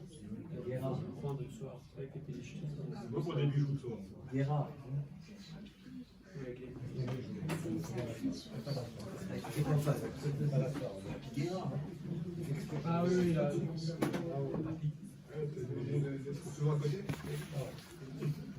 Ok, Rabotai, on a expliqué c'est quoi les poissons. Qui a des poissons à la maison? Est-ce qu'ils font des bruits? Non? Rabotai, venez, on va conclure. Venez, on va conclure. Je sais, c'est long et vous êtes fatigués. Venez, on va conclure. Rabotai, venez, on va conclure. Est-ce que les poissons, ils font des bruits chez vous à la maison? Non, ils sont silencieux. Alors, je vais expliquer quelque chose. À l'époque de Hanouka, on avait les Grecs qui sont venus ici. Ils ont fait rentrer toute la Touma ici. Les Grecs, c'était les Athéniens, on dit en français, Athènes. C'était les gens les plus intelligents. La philosophie, être quelqu'un de musclé, le sport et toutes ces choses-là, ils ont fait rentrer ici. Et eux, ils ont entendu qu'en Israël, il y a un homme qui est très intelligent. Mais eux, ils ont dit, c'est nous les philosophes. Aristote et tout ça, c'est des Grecs. Ils ont dit, non, non, il y a un rave en Israël qui est le plus intelligent que vous. Il s'appelait Rabbi Yoshua ben Hanania. Rabbi Yoshua ben Hanania. Ils ont dit, on va lui poser des questions, on va voir s'il est plus intelligent que nous. Ils ont parti le voir, ils lui ont posé 30 questions. Et parmi les questions, ils lui ont dit, c'est qu'avec des gestes, sans parole, ok. Il y a 2 questions qu'ils lui ont posées qui nous concernent notre cours à nous. La première question, ils lui ont dit, Ma ya'ase Adam veyamut. Un homme, il a envie de mourir. Il est jeune, il a 40 ans, sa belle-mère, elle vit chez lui, il n'en peut plus, il veut mourir. Qu'est-ce qu'il va faire? C'est ça la question. Ma ya'ase Adam veyamut. La réponse qu'il leur a donné l'homme le plus intelligent au monde, ils ont dit, bah, shi'ichyeh. Shi'ichyeh. Il va mourir tout de suite. C'est quoi shi'ichyeh? Bah, il a qu'à vivre. Magnifique, très, très fort. Question, belle réponse. Nous, on ne comprend pas parce qu'on n'a pas le niveau. Deuxième question, ils l'ont dit. Ma ya'ase Adam v'yichyeh. Un homme, il a envie de vivre. Il n'a pas envie de mourir. Ils l'ont trouvé une maladie, chas v'shalom. Ils l'ont dit, Simon, on te donne. Il a envie de vivre. Qu'est-ce qu'il fait cet homme pour vivre? Ils l'ont dit, bah, sheyamut. Bah, qu'il meurt. C'est pas compréhensible, mais il y a des paroles très profondes et on va comprendre pourquoi les poissons ne font pas de bruit. Quand ils lui ont dit, Ma ya'ase Adam veyamut, qu'est-ce qui fait l'homme s'il a envie de mourir? Bah, il a qu'à vivre. C'est-à-dire quoi, il a qu'à vivre? Publie sur Facebook tout ce que tu fais. Quand tu voyages en vacances, tu prends première classe. Hachem, il t'a donné prends première classe. Mais qu'est-ce que tu fais toi pour monter? Quand tu rentres dans l'avion, tu tournes à droite, première classe, c'est les premiers sièges. Après, c'est écho. Toi, tu montes en premier, tu t'assois comme ça. Tous les gens regardent, hey, tu as vu le barbu? Première classe, il a dû arnaquer la caisse de la synagogue, celui-là. Ils vont te porter l'œil. Attends, première classe, laisse tout le monde rentrer et rentre après. Quand on arrive, tu descends le premier, personne ne t'a vu. Après, il te voit dans le bagage, il te dit, ah, tu étais dans l'avion avec moi. Ne lui dis pas, j'étais en première, c'est pour ça que tu ne m'as pas vu. Tu peux vivre, mais n'y raconte pas, n'y parle pas, n'y fais pas de bruit, meurs. Qu'est-ce qui va faire un homme qui veut vivre? Bah, qu'il a qu'à faire le mort. Tu veux acheter une voiture, Testarossa. Achète la Testarossa, la Ferrari, mais pas la rouge. Achète la noire. Et quand tu arrives en bas de chez toi, n'accélère pas à la femme. Tu réveilles tout le monde. Non, arrive en silence. Tu n'as pas besoin de vivre et mettre des gourmettes comme ça en or, etc. Tu vas mourir. Si tu veux vivre, n'y fais pas ça, n'y expose pas sur Facebook, sur YouTube. C'est ça qu'est-ce qu'il leur a dit Rabbi Yoshua ben Hanania il y a 2000 ans. 1900 ans, il leur a dit ça. Ma ya'ase Adam v'yichyeh sheyamut. Qu'est-ce qui fait l'homme qui veut vivre? Il faut jouer le mort. Il ne faut pas s'exposer. Ils l'ont dit, Vema ya'ase Adam sheyichyeh. Il a qu'à faire le mort. Sheyamut. Il a qu'à faire le mort. Ni t'expose pas, ni raconte pas. Tu veux mourir vite, expose-toi, ne t'inquiète pas. Les gens ils vont s'occuper de toi. La jalousie, elle est non. Et les poissons ne font pas de bruit, et c'est pour ça on dit Huta. Pourquoi? Parce que les poissons ne parlent pas. Ils ne racontent pas qu'est-ce qu'ils font. Tout de suite, tu vas raconter à ton frère. Déjà, ton frère, il n'a pas les moyens. Pourquoi tu racontes que tu vas aller à Pessah à Marrakech? Pourquoi? Pourquoi tu le rends jaloux, le pauvre? Il faut faire attention à ces choses-là. C'est pas méchant le Aïn Hara. C'est pas méchant le Aïn Hara. Mais il ne faut pas avoir peur d'un Ain Hara. Le Rambam, dans les guides des égarés, dans Moreh Nevuchim, dit tu peux vivre normalement. Aval lakachat et shvil hazahav, il dit dans les guides des arrêts. Le juste milieu. Ne t'expose pas. Profite, mais ne t'expose pas. Ne raconte pas qu'est-ce que tu fais. Tu veux acheter un pavillon, achète un pavillon, mais ce n'est pas la peine à l'extérieur mettre des projecteurs que tout le monde y voit. Vis, mais à l'intérieur, fais le palais. Hachem, il t'a donné, kiffe, profite, fais tout. Et si tu ne le feras pas, Hachem, il va t'en vouloir. Hachem, il va te dire, je te donnais les moyens de kiffer. Pourquoi tu n'as pas kiffé? Hachem, il va te demander. Mais comme ce n'est pas la peine de mettre ça sur des réseaux, sur des photos, sur des choses comme ça. Non, c'est la source, tu vas porter l'œil. Rabotai, Avraham Avinu, il craint l'œil. Yitzhak, il craint l'œil. Yaakov, Akadosh Baruch Hu, Moshe Rabbeinu, Bil'am, les Zohar, Akadosh, tout. Mais il ne faut pas avoir peur de l'œil. Il faut vivre, il faut profiter. Si tu peux prendre première classe, tu prends première classe. Si tu veux t'acheter la Testarossa, achète-toi la Testarossa, il n'y a pas de problème. Mais n'y prends pas la rouge, n'y t'expose pas, parce que Chas v'Shalom, ce n'est pas bon ni pour toi, ni pour ta famille, ni pour ton enfant. Je vois si on n'a pas oublié quelque chose.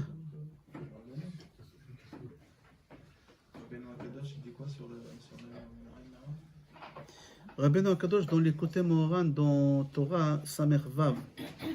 Dans Torah Samer Vav, sa fille, il raconte là-bas dans Torah Samer Vav, il dit que sa fille, là-bas c'est le Torah des Rikudim, des danses. Sa fille, elle avait mal aux dents. C'était vendredi. Et Shabbat, il rentrait et elle avait mal aux dents. Et il a dit à sa fille de danser. Bravo, il a dit de danser. Et il a dit, papa, j'ai tellement mal aux dents que je ne peux pas danser. Je peux pas danser. Alors il lui a dit, pense que tu danses. N'y montre pas que tu es joyeuse, pense que tu danses. Et ça va te guérir des mal des dents. Et elle est partie, elle a baissé les rideaux. Comme ça c'est marqué là-bas, dans Torah Samer Vav, elle a baissé les rideaux. Et elle a commencé à danser. À la fin de ce Torah-là, Rabbeinu Akadosh Rav Nachman, il explique comment il faut se protéger. Et il dit qu'à travers les rikudim, on peut enlever le Ain Hara, comme ça d'après sa Torah. Il dit dans Torah Tinyana, Kuf Gimel, il dit là-bas que pourquoi quand tu danses et tu tapes des mains, ça enlève tous les blocages. Il y a des gens qui ont des blocages. Il y a une fille qui n'arrive pas à se marier, 28, 29. La montre biologique, elle avance. Ses copines, ils se sont mariées, ils font la bar mitzvah de leur fils. Et elle est qu'invitée, la pauvre. Ou le fils, il n'arrive pas à se marier. Alors, Rabbeinu Akadosh, il explique, il dit là-bas, parce qu'on ne danse pas assez. On ne danse pas assez. Il y a une femme en Amérique, à New York, que, Chas v'Shalom, elle avait la maladie dans les seins. Et Chas v'Shalom, elle était condamnée. Et là, elle est rentrée, par rapport au cours, elle est rentrée en contact avec moi. Et je lui expliquais comment il faut faire. Pendant tous les traitements, je lui expliquais comment il faut faire. Et au moment qu'elle devait rentrer à la fin, elle devait rentrer dans le IRM, ça s'appelle, dans l'IRM. Je lui dis, scanner, je lui dis, danser. Elle m'a dit, j'ai honte. C'est des goïms là-bas en Amérique, je vais danser. Je dis, écoutez, vous avez honte pendant 2 minutes et vous avez sauvé votre vie. Vous ne dansez pas, et Chas v'Shalom, c'est pas bon. Il faut danser devant la machine. Si vous ne dansez pas devant la machine, les résultats ils vont être mauvais. Et elle a dansé, elle m'a raconté après, elle a dansé devant la machine et les résultats ils ont sorti très très bien. Après, 3 jours après, elle avait mal à la jambe, elle est partie faire des scanners, elle m'a dit, il y a un problème, ils veulent danser. Je dis, vous n'avez pas dansé assez. J'ai dit, dansez jusqu'à... Et Baruch Hashem, elle n'a rien du tout. Vendredi, moi, je peux l'appeler maintenant. Je ne la connais pas, cette femme-là. Moi, je peux l'appeler maintenant, la mettre sur haut-parleur et vous allez écouter. Et vendredi dernier, elle a reçu les résultats finaux qu'elle n'a rien du tout. Rien du tout. J'ai un copain, à Paris, là, en ce moment, il est en train de dépasser des chimios. Il est connu, il a cette marque-là, Lordenfold. Vous connaissez Lordenfold? C'est des costumes de 2000 €, ça. C'est lui qui me les a offerts. J'ai pas les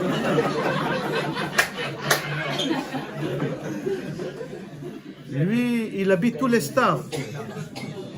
Tous les stars à la télévision, c'est lui qui les habille. C'est... À 40 ans, Hachem Yatzileno, ils ont trouvé la maladie. À 40 ans, comme ça, en plein réussi dans sa vie. Un bel homme. Baruch Hachem, il a tout pour... Tac, du jour au lendemain, la maladie. Ils lui ont dit qu'il doit faire des chimios 2 semaines et 3 semaines rester à l'hôpital après, et après 2 semaines rentrer à la maison et retourner 2 semaines et 3 semaines, 8 fois. C'est-à-dire pendant 2 ans, il doit rester à l'hôpital. Un homme qui est Baruch Hashem, il a des... Marquez sur Google, cette société, vous allez voir, c'est pas... Pour vous dire, c'est pas n'importe qui. À 41 ans, ici, le roi du Maroc, il s'habille que chez lui. Il lui envoie, quand il veut choisir, il lui envoie un conteneur rempli des habits. Le roi, il s'habille, après il renvoie le conteneur et il lui rend qu'est-ce qu'il veut pas. Il fait habiller des personnes très connues. Et à 40 ans, le pauvre comme ça, je lui dis, écoute, tu suis le programme que je te donne. Et en réalité, en fin de compte, à la fin, ça fait que 2 mois qu'il est à l'hôpital. Que 2 mois, Baruch Hashem. Là, ils lui ont fait le dernier traitement vendredi, avant Shabbat. Shabbat, il est rentré chez nous ici en Israël.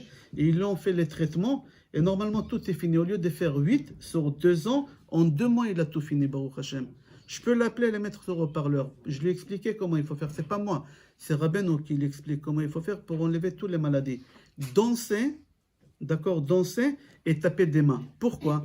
Moi, quand j'ai une saleté ici, je secoue l'habit et j'enlève la saleté. Dans mon corps, il y a la saleté, il y a la touma. Et pour enlever la touma, il faut que je fasse la même chose que le costume, mais sur ma main. J'enlève. Et non, on croit que je tape des mains, mais je tape pas des mains. J'enlève la saleté. Et pour enlever dans le corps tout ce que j'ai, je danse. Mais quand il dit il faut danser, Rabbeinu il dit il faut danser 30 cm. C'est beaucoup 30 cm. Essaie de danser 30 cm comme ça pendant 5 minutes. C'est très fatigant, mais tu vas te sentir beaucoup mieux. Tu te sens soulagé après. Que ce soit homme ou femme, vous enfermez à la maison et vous faites ça, et vous allez vous sentir soulagé. Soulagé, vous allez sentir.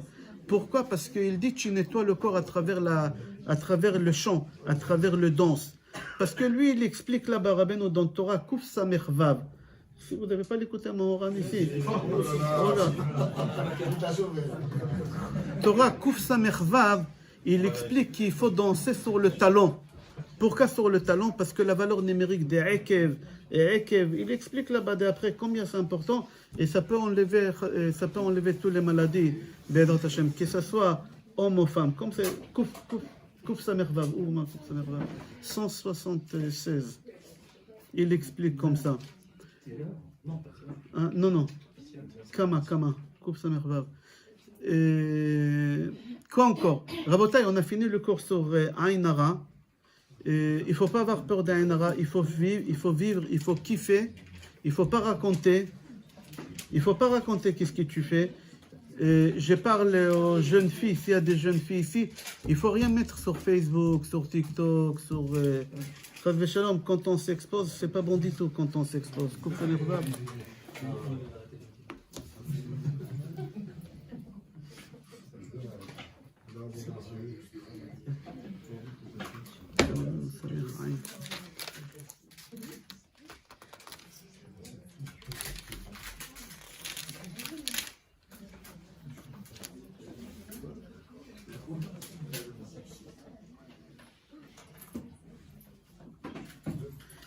וצריך האדם למהר מאוד לגרש מקרבו רוח השטות. Tu dois faire vite enlever רוח שטות, c'est un mot de folie, c'est l'angoisse aujourd'hui on appelle, l'anxiété, la peur, etc. מה שליבו מלא מרוח שטות הדבוק בו, c'est collé en toi, דבוק, c'est collé en toi, il faut l'enlever, mais vite il faut enlever ces choses-là.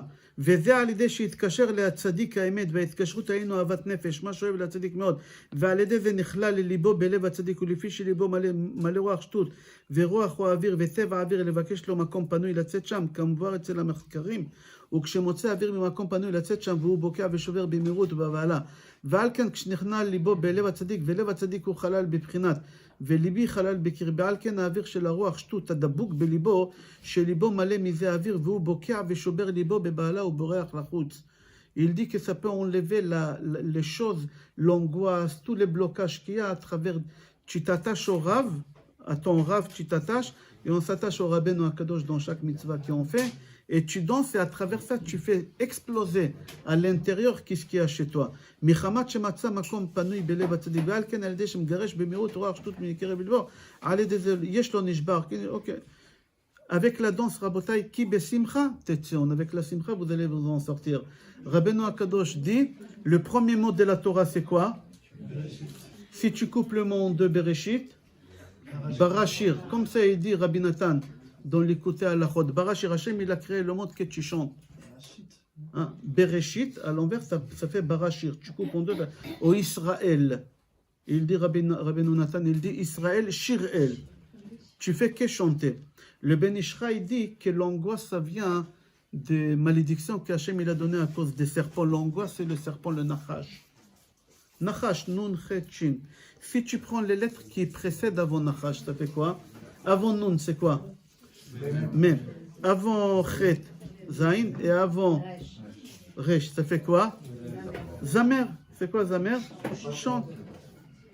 Tu chantes, tu enlèves les 10 malédictions que le serpent il t'a données. Chaz v'shalom la parnassa, chaz v'shalom, les 10 malédictions que Hachem il a données à Adam à travers les danses, à travers les chants. Tu chantes, tu fais que chanter, tout il va se débloquer. Tu arrives quelque part et tu vois, il y a un bouchon, tu veux que ça avance, tu chantes. Tu chantes. Ta voiture, elle ne veut pas démarrer le matin, chante, tu vas voir, elle va démarrer.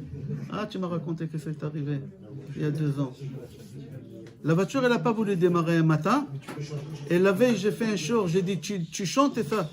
Il m'a dit, je commençais à chanter, après j'ai essayé, il m'a dit, la voiture, elle a démarré. Une fois, on a fait Paris-Lyon. Paris-Lyon.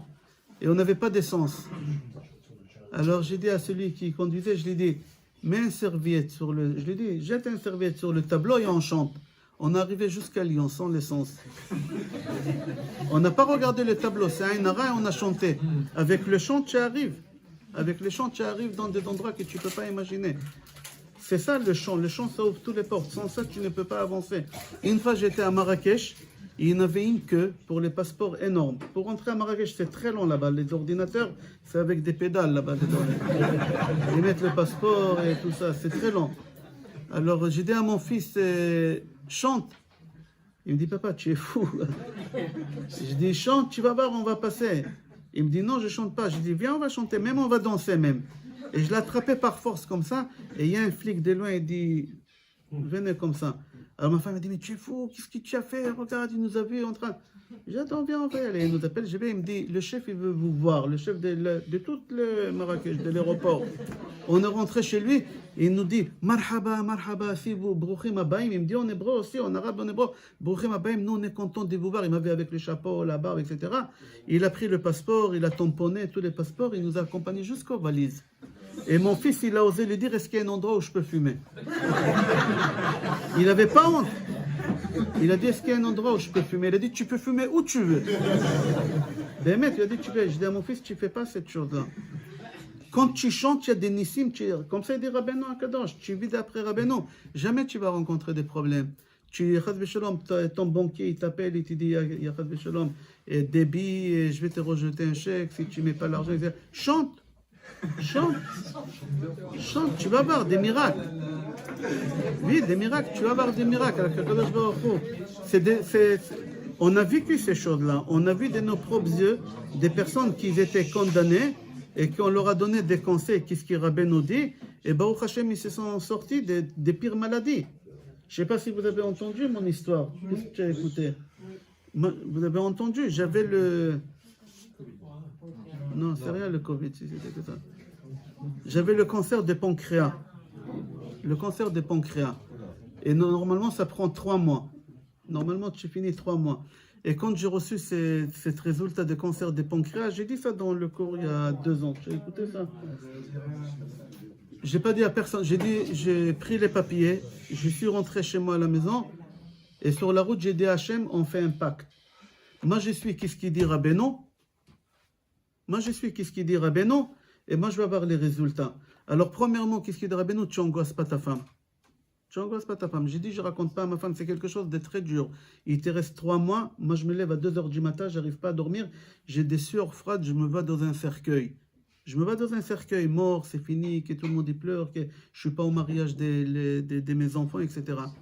Et tous les jours comme ça, et le travail que Rabbeinu dit, dès qu'il y a une angoisse qu'elle vient, tu chantes. Mais tu chantes très fort et tu danses. Et moi, chaque fois quand j'avais une angoisse, je chantais. Le problème, qu'à 2h du matin, tu ne peux pas chanter. Et moi, j'habite juste en de ma synagogue. Ah, tu étais chez moi plusieurs fois. Moi, j'ai 20 pas à faire. À 2h du matin, je m'habille et je descends en bas à la synagogue et j'écris. C'est au sous-sol de la synagogue. Tu peux crier jusqu'à demain.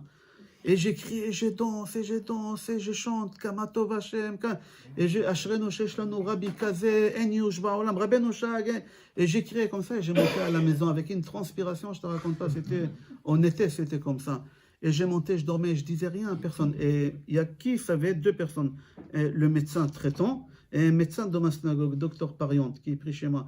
Et lui, il n'arrête pas de me dire tout le matin, Rav, c'est tard, vous rigolez, vous savez, c'est grave. Et c'est le cancer le plus dangereux qu'on traite le... Je dis, laisse-moi faire 30 jours. Dans 30 jours, si Chas Veshalom, ça ne marche pas, je te laisse faire qu'est-ce qu'il faut faire. Mais moi, je suis sûr que ça va marcher. Pendant 30 jours, j'ai fait que danser, j'avais des moments d'angoisse, c'était très dur, j'ai pas dit à ma femme rien du tout. Les jours que c'est arrivé, qu'on devait aller faire le scanner, c'est lui qui m'a ramené à l'hôpital américain, à Neuilly. Et c'est lui qui a le service, c'est un service qui appartient à un beau-frère à lui. Alors quand il me ramène là-bas, à 7h du matin, il fallait être là-bas le premier, il m'a fait rentrer dans le scanner, dans la machine, je ne sais pas comment on l'appelle, et tu entends comme un marteau comme ça, pendant 20 minutes. Et après, je sors et il me dit qu'est-ce qu'on vous a détecté?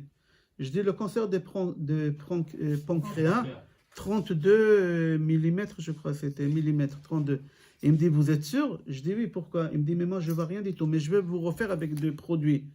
Alors il a demandé à l'infirmière d'injecter des produits. Alors je rentre 40 minutes, il me garde dedans. Je sors, je dis écoutez, il y a quelque chose. Il me dit non, vous avez les papiers de l'hôpital. J'étais à quel hôpital? J'étais à l'hôpital Embrasse Paris, j'étais là-bas. Je lui donne les papiers officiels de l'hôpital qui s'est déclaré. C'est pas n'importe qui, c'est l'hôpital officiel qu'ils ont détecté le cancer des pancréas. Il me dit regardez, moi j'ai vérifié, j'ai le papier ici à moi. Il n'y a rien. Il m'a dit je peux pas faire des bêtises. Vous laissez partir avec mon papier quand l'hôpital il dit cette chose-là. Il m'a dit, je ne peux pas vous refaire une 3e fois, mais je vous donne les papiers. Je suis parti avec les papiers, j'ai appelé Uber. Je suis rentré, je suis rentré à la synagogue. Quand je suis arrivé à la synagogue, j'ai descendu les marches sur le genou, pas sur les pieds. Et quand j'ai ouvert la porte, j'ai commencé à pleurer, à parler avec Hachem, à chanter, à remercier Hachem. Et après, je suis parti dans la Hazara où il y a les femmes. J'ai mis les 2 papiers, j'ai appelé mon frère, il est cardiologue ici il a une clinique à Tel Aviv, il est cardiologue. Et je lui montre le papier. Il me dit quoi? C'est quoi? Est-ce que tu comprends? Tu sais qu'est-ce que tu as? Je dis Yosef, attends, je te montre l'autre. Il me dit mais c'est quoi ça? Il a cru que j'ai fait des... Je dis non, regarde qu'est-ce qui s'est... Et je lui explique, il me dit mais j'arrive pas à croire. C'est pas... Akadosh Baruch Hu, il m'a fait sortir de cette histoire-là, qu'à travers... Qu'est-ce qu'il a dit, Rabbeinu? Tu chantes, tu danses et tu guéris de toutes les maladies. De toutes les maladies. Au moment que tu danses et tu chantes, il n'y a rien, aucun obstacle dans ta vie. Personne ne peut t'atteindre, personne ne peut te faire du mal, personne ne peut rentrer dans ta case. Chacun il a sa case. Comme ça il dit Rabbeinu. Dans Torah, Ain Aleph, Torah Tinyana, dans la 2e Torah, il dit là-bas, Ain Aleph là-bas, il dit, personne ne peut, chacun il a une case. Il explique, Rabbeinu Nathan, dans l'écouter à l'Achot, avant que tu es venu au monde, vous me dites si c'est long, on arrête. Hein. Non, mais en plus, il y a ma femme qui m'attend à côté. Elle est un peu brave. La pauvre. Il dit dans l'écouter à l'Achot, avant que tu es venu au monde, Hachem, il t'a fait asseoir à côté de lui. Il t'a montré l'itinéraire de ta vie. Il t'a dit, voilà, tu vas venir, voilà, ton père, il est docteur, ta mère, elle est docteur. Voilà, les frères Ketcha, ils sont gentils, un avocat, un dentiste. Voilà, qu'est-ce qu'il y a. Non, Hachem, je ne veux pas un papa médecin, je veux un papa soulard. Je ne veux pas une maman médecin, moi je veux une mère qui traîne dans des bars toute la journée. Mais pourquoi? Tu vas souffrir, tu auras honte avec... Hachem, je veux... Comme ça dit Rabbi Nathan. Hachem, je veux pas des frères comme ça, je veux des frères des voyous dans la drogue, je veux des frères de... Mais pourquoi Hachem, je sais ce qui est bien pour ma neshama. Si je descends dans une famille bien, je serai tenté à faire de mauvaises choses. Ok, on avance. Hachem, après, il va te montrer ta vie, comment elle va être. Et tu n'as pas voulu. Après, Hachem, il te montre ton corps. Tu vas être mince. 1m75, 70 kilos. Non, Hachem, je veux pas ça. Je veux petit, gros, noir. Je veux pas être beau. Je vais glisser. Mais pourquoi les gens ils vont se moquer de toi? Tu auras du mal à trouver un chido. Hachem, je veux comme ça, je veux bégayer. Je veux venir au monde gros, je veux un bras long, un bras court. Je veux des... Mais pourquoi? Il y a qui demandent, il dit Rabbeinu Nathan, il dit qu'il y a des gens qui demandent de venir ici en T21, trisomie 21. Et qui Hachem il accepte que des neshamot de tzadikim pour qu'il ne faute pas à nouveau. C'est-à-dire, mon père, quand chaque fois il y a quelqu'un qui était trisomie, il rentrait, il se levait, il se mettait debout. Et il disait que ces personnes-là, ils ont des neshamot, des grands rabbanim. Des grands rabbanim. Parce qu'un trisomie 21, il ne peut pas fauter. Alors nous, dans l'autre monde, on a demandé à Hachem d'avoir une femme méchante, d'avoir un mari méchant, un mari radin, un mari coléreux. Tu vois, il ne fume pas Shabbat, il te renverse la table de Shabbat. Une femme, elle ne s'occupe pas comme il faut, elle n'est pas chaleureuse. C'est toi que tu as demandé à Hachem. Hachem, il n'a pas voulu. Hachem, il t'aime. Rabbi nous dit, il n'y a pas de mal qui vient. Et toi, tu as demandé. Maintenant qu'on est là, on croit qu'on est intelligent, on dit à Kadosh Baruch Hu, pourquoi tu m'as ramené gros? Regarde, j'ai du mal à me marier. Pourquoi tu m'as donné un enfant malade? Pourquoi tu m'as donné une femme? Tu m'as donné un mari? Mais c'est toi que tu as demandé toutes ces choses-là. Aujourd'hui, tu crois que tu es intelligent plus qu'avant. C'est-à-dire, tout l'itinéraire de notre vie, c'est nous qui on a demandé à Kadosh Baruch Hu. Mais on peut le changer. Et il dit, Rabbeinu, à travers les chants. Si tu chantes, tu vas voir Hachem, il va changer la tête de ta femme. Si tu vas chanter, Hachem, il va changer la tête de ton mari. Kadosh Baruch Hu, il va changer toute ta vie. Comme lui, il a voulu au départ, que toi, tu n'as pas voulu. Mais qu'est-ce qui est là, toi, avec ça, que tu seras pardonné? Tu as fini ton tikkun. Parce que sinon, tu n'as pas fini ton tikkun. Tu dois revenir encore une fois comme c'était prévu, que tu as demandé. Non, tu ne retournes pas. C'est-à-dire qu'avec le chant, tu peux être sauvé aussi dans le Olam Haba. Comme ça, il dit Rabbeinu Kadosh. S'il y a des questions, on va essayer de répondre. Et pour les hommes, s'il y a des gens qui n'ont pas fait Arvit, moi je dois faire Arvit, c'est l'année de mon père, et je dois faire Kaddish, je n'ai pas fait Arvit. Mon père, il est décédé il y a 7 ans. Il y a 7 ans. Et c'est très important de faire Kaddish sur quelqu'un qui est parti pendant toute l'année, et quand c'est la semaine. Et quand mon père il est décédé, je crois pendant toute l'année, j'ai raté peut-être 6 fois Kaddish. C'est très dur. Tellement j'avais peur de rater Kaddish que ma femme elle me disait, quand tu dors, tu cites le Kaddish. Tellement j'avais peur et je disais Kaddish comme ça. Alors chaque fois quand j'ai voyagé, j'ai calculé à arriver à l'endroit où je suis qui a un minyan. Si je venais en Israël, je n'avais pas de problème. À Ashdod, on a le Shtiblach. Alors là-bas, c'est ouvert 24 sur 24. Alors quand je partais à Paris, toujours je savais qu'il y avait le Moshe, il y a Mincha jusqu'à tard, on était, je connaissais tous les horaires. Une fois, j'arrive à Ashdod, et c'était 2h du matin, mais moi j'étais tranquille. 2h du matin, il y a un Arvit au Shtiblach. Le problème c'est que j'arrive, les Shtiblach, ils sont en travaux. Ils ont fait des travaux, le migvé. Ils ont fait un migvé là-bas au Shtiblach. Et j'étais embêté, je ne peux pas rater Kaddish. Qu'est-ce que j'ai fait? J'ai appelé les taxis d'Ashdod. Je leur ai dit, j'ai besoin de 9 taxis. Et moi, j'ai besoin, je sais que c'est 35 shekels la course dans la ville. À l'époque, je ne sais pas, il y a 7 ans, aujourd'hui, c'est combien? Ils m'ont envoyé 9 taxis. 9 taxis, on était 10. Je leur ai dit, écoutez, moi, je ne peux pas, je vous paye la course. Mais on fait Arvit et vous partez chez vous. On a fait Arvit, ils n'ont pas voulu l'argent. C'est des bons juifs, Baruch Hashem Ashdod. Mais tout ça pour dire que j'ai pas raté Kaddish. Il faut faire attention. Quand quelqu'un doit faire Kaddish, il ne faut pas rater. Pourquoi? Parce que chaque Kaddish, surtout à l'Israël, c'est ça qui fait monter la Neshama. Kaddish à l'Israël, il fait monter la Neshama de la personne. Alors on va faire Kaddish à l'Israël après Dvar Torah maintenant. Rabbi Hanania ben Akasha Omer. Il y a des questions, pardon, il y a des questions. Pardon, oui. Dit dans un des cours il y a pas longtemps là, que depuis que vous êtes en Israël, vous avez une bonne voix, tout le monde vous dit que vous avez une bonne voix. Quelqu'un m'a dit, oui. Alors ici, il y a beaucoup de Donim Khadashim, certains des anciens, des nouveaux. Est-ce que vous pouvez insister sur le scout d'être en Israël, qu'on a nous d'être ici, pour ceux qui ont un peu plus de mal, etc. Et qui, voilà. Regardez, je vais vous expliquer quelque chose. Moi, je suis israélien. Je suis né en Israël. Je suis né en Israël. Et Baruch Hashem, j'ai fait mon service militaire comme tous les Israéliens. Moi, je suis policier aussi. Tu rigoles, j'ai le policier avec la barbe blanche. Regarde, avec ma barbe blanche, je suis policier. Je sais, mais ma femme, elle a perdu sa sœur en France. Elle a laissé 10 gosses. 10 gosses. Parce que les gens, ils me posent la question, je ne sais pas s'il y a des sous-entendus dans la question, pourquoi j'ai quitté Israël. Moi, je suis israélien, j'ai fait mon service militaire, je suis blessé de l'armée aussi, mais quand même, je suis dans la police. Jusqu'à aujourd'hui, je suis dans la police bénévole. Ma femme, elle a perdu sa sœur de la maladie, Shalom, et elle a laissé 10 enfants en bas âge. 10 enfants en bas âge. Le mari, il n'a pas accepté, il est parti, il les a laissés. Il les a laissés. Alors, la DAS, ils les ont placés chez des familles goy. Alors la seule personne qui pouvait récupérer ses enfants, c'était ma femme, premier degré.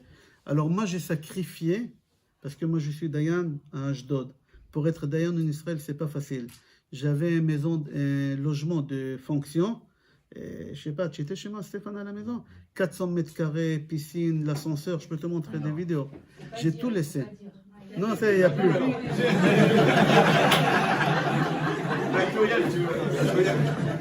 Il n'y a plus. Baruch Hashem, ça va venir, Baruch Hashem. J'ai tout sacrifié pour ma femme, pas pour les enfants, pour ma femme. J'ai tout laissé pour ma femme, partir là-bas, Baruch Hashem. On attend l'accord de l'adoption, Baruch Hashem, et on va retourner ici. Pourquoi? Comme on dit, on n'a pas un autre pays, on a un seul pays. Nous, les Juifs, c'est Israël. Je ne parle pas autant que sioniste, je parle autant que juif. Et autant qu'un juif, on n'a pas un autre endroit. C'est pas facile, Israël, c'est pas facile. C'est marqué dans Gemara Ketubot, les 3 dernières pages. Regardez Gemara Ketubot, les 3 dernières pages. Il parle de la difficulté des Olim Chadashim qui viennent habiter ici. C'est la Gemara, il y a 2000 ans déjà, elle parle de ça. Qu'ils ont beaucoup plus de mérites des personnes qui sont nées ici en Israël. Les Olim Chadashim, ils ont beaucoup plus de mérites. Pourquoi? Parce que le Olim Chadash, il a goûté la facilité de la vie à l'étranger. À l'étranger, ok, la vie elle est chère, mais on se débrouille, comme on dit. Nous, ici, comment elle a dit Golda Meir? Elle a dit, ici en Israël, chaque cerveau, c'est un cerveau d'un président. Alors, chaque juif ici, il pense la même chose que toi. Alors, tu n'as pas un train en avance. En France, par rapport au game, on a un train en avance. Alors, on a réfléchi, on a une idée, on arnaque et on retourne. Le temps qu'ils ont compris, on a déjà fait l'argent. Ici en Israël, tu n'as pas le temps de réfléchir déjà qu'on a pris ton argent. Tu comprends? Alors, on a beaucoup plus de mérite, nous, les Olim Chadashim, d'accord, que les Israéliens qui habitent ici, parce qu'on a goûté Chutz Laaretz, on a goûté la facilité, on a goûté de beaucoup de choses qu'ici on a du mal. Alors, on a beaucoup plus de mérite. Avira, seulement respirer l'air d'Israël, c'est une mitzvah. Marcher 4 pas, chaque 4 pas que tu peux en Eretz Israël, c'est une mitzvah. Yosef Hatzadik, quand il est mort, avant de mourir, qu'est-ce qu'il a donné comme ordre? De ramener ses ossements. Il a dit, est-ce qu'un tzaddik qui se décompose? Jamais. Alors pourquoi il a dit mes ossements? Faites monter mon corps. Parce que Yosef Hatzadik, il a dit quelqu'un, quand il meurt, la neshama, elle sort, et il y a l'air des pays qui y rentrent. Yosef, il a dit, moi je vais mourir en Égypte. Quel air il va rentrer dans mon corps? L'air d'Égypte. Et moi, ils vont me ramener mon corps en Israël. Je vais salir la terre d'Israël avec l'air d'Égypte. Je ne veux pas. Il a dit, Hachem, je veux m'être décomposé, comme ça il n'y a pas d'air. C'est-à-dire, en français, aujourd'hui, ça se dit, quand tu marches dans la rue en Israël, tu n'as pas le droit de jeter un mégot. Ça sort de jeter un mégot en Israël par terre. Ça sort de jeter un papier en Israël par terre. C'est Eretz HaKodesh. C'est une terre sainte. C'est une Eretz HaKodesh. Alors, marcher ici en Eretz Israël avec toutes les épreuves, surtout de la Parnassa, c'est pas facile. C'est pas facile. Et c'est plus mérite pour des gens d'Olim Chadashim que des autres personnes. Rabbeinu Akadosh, il parle de ça. Tu connais son histoire. Il est venu en Israël, lui aussi. Moi, je connais c'est quoi la Torah. Hein? Maintenant, je sais c'est quoi la Torah. Oui, l'air. Mais déjà, il avait du mal à rentrer en Eretz Israël. On n'a pas voulu le laisser rentrer en Eretz Israël. Il fallait qu'il enlève la kippa. Il a marché comme un goy dans la rue. Il a enlevé la kippa pendant 3 jours. Il a fait le fou. On l'a pris pour un fou pendant 3 jours pour pouvoir rentrer en Eretz Israël ici. Mais il a dit, j'ai pas eu le mérite. J'ai pas eu le mérite d'habiter ici. C'est un mérite d'habiter ici. רבי חנניה בן עקש אומר, רצה הקדוש ברוך הוא לזכות את ישראל, לפיכך הרבה להם תורה ומצוות שנאמר, אדוני חפץ למען צדקו יגדיל תורה ויאדיר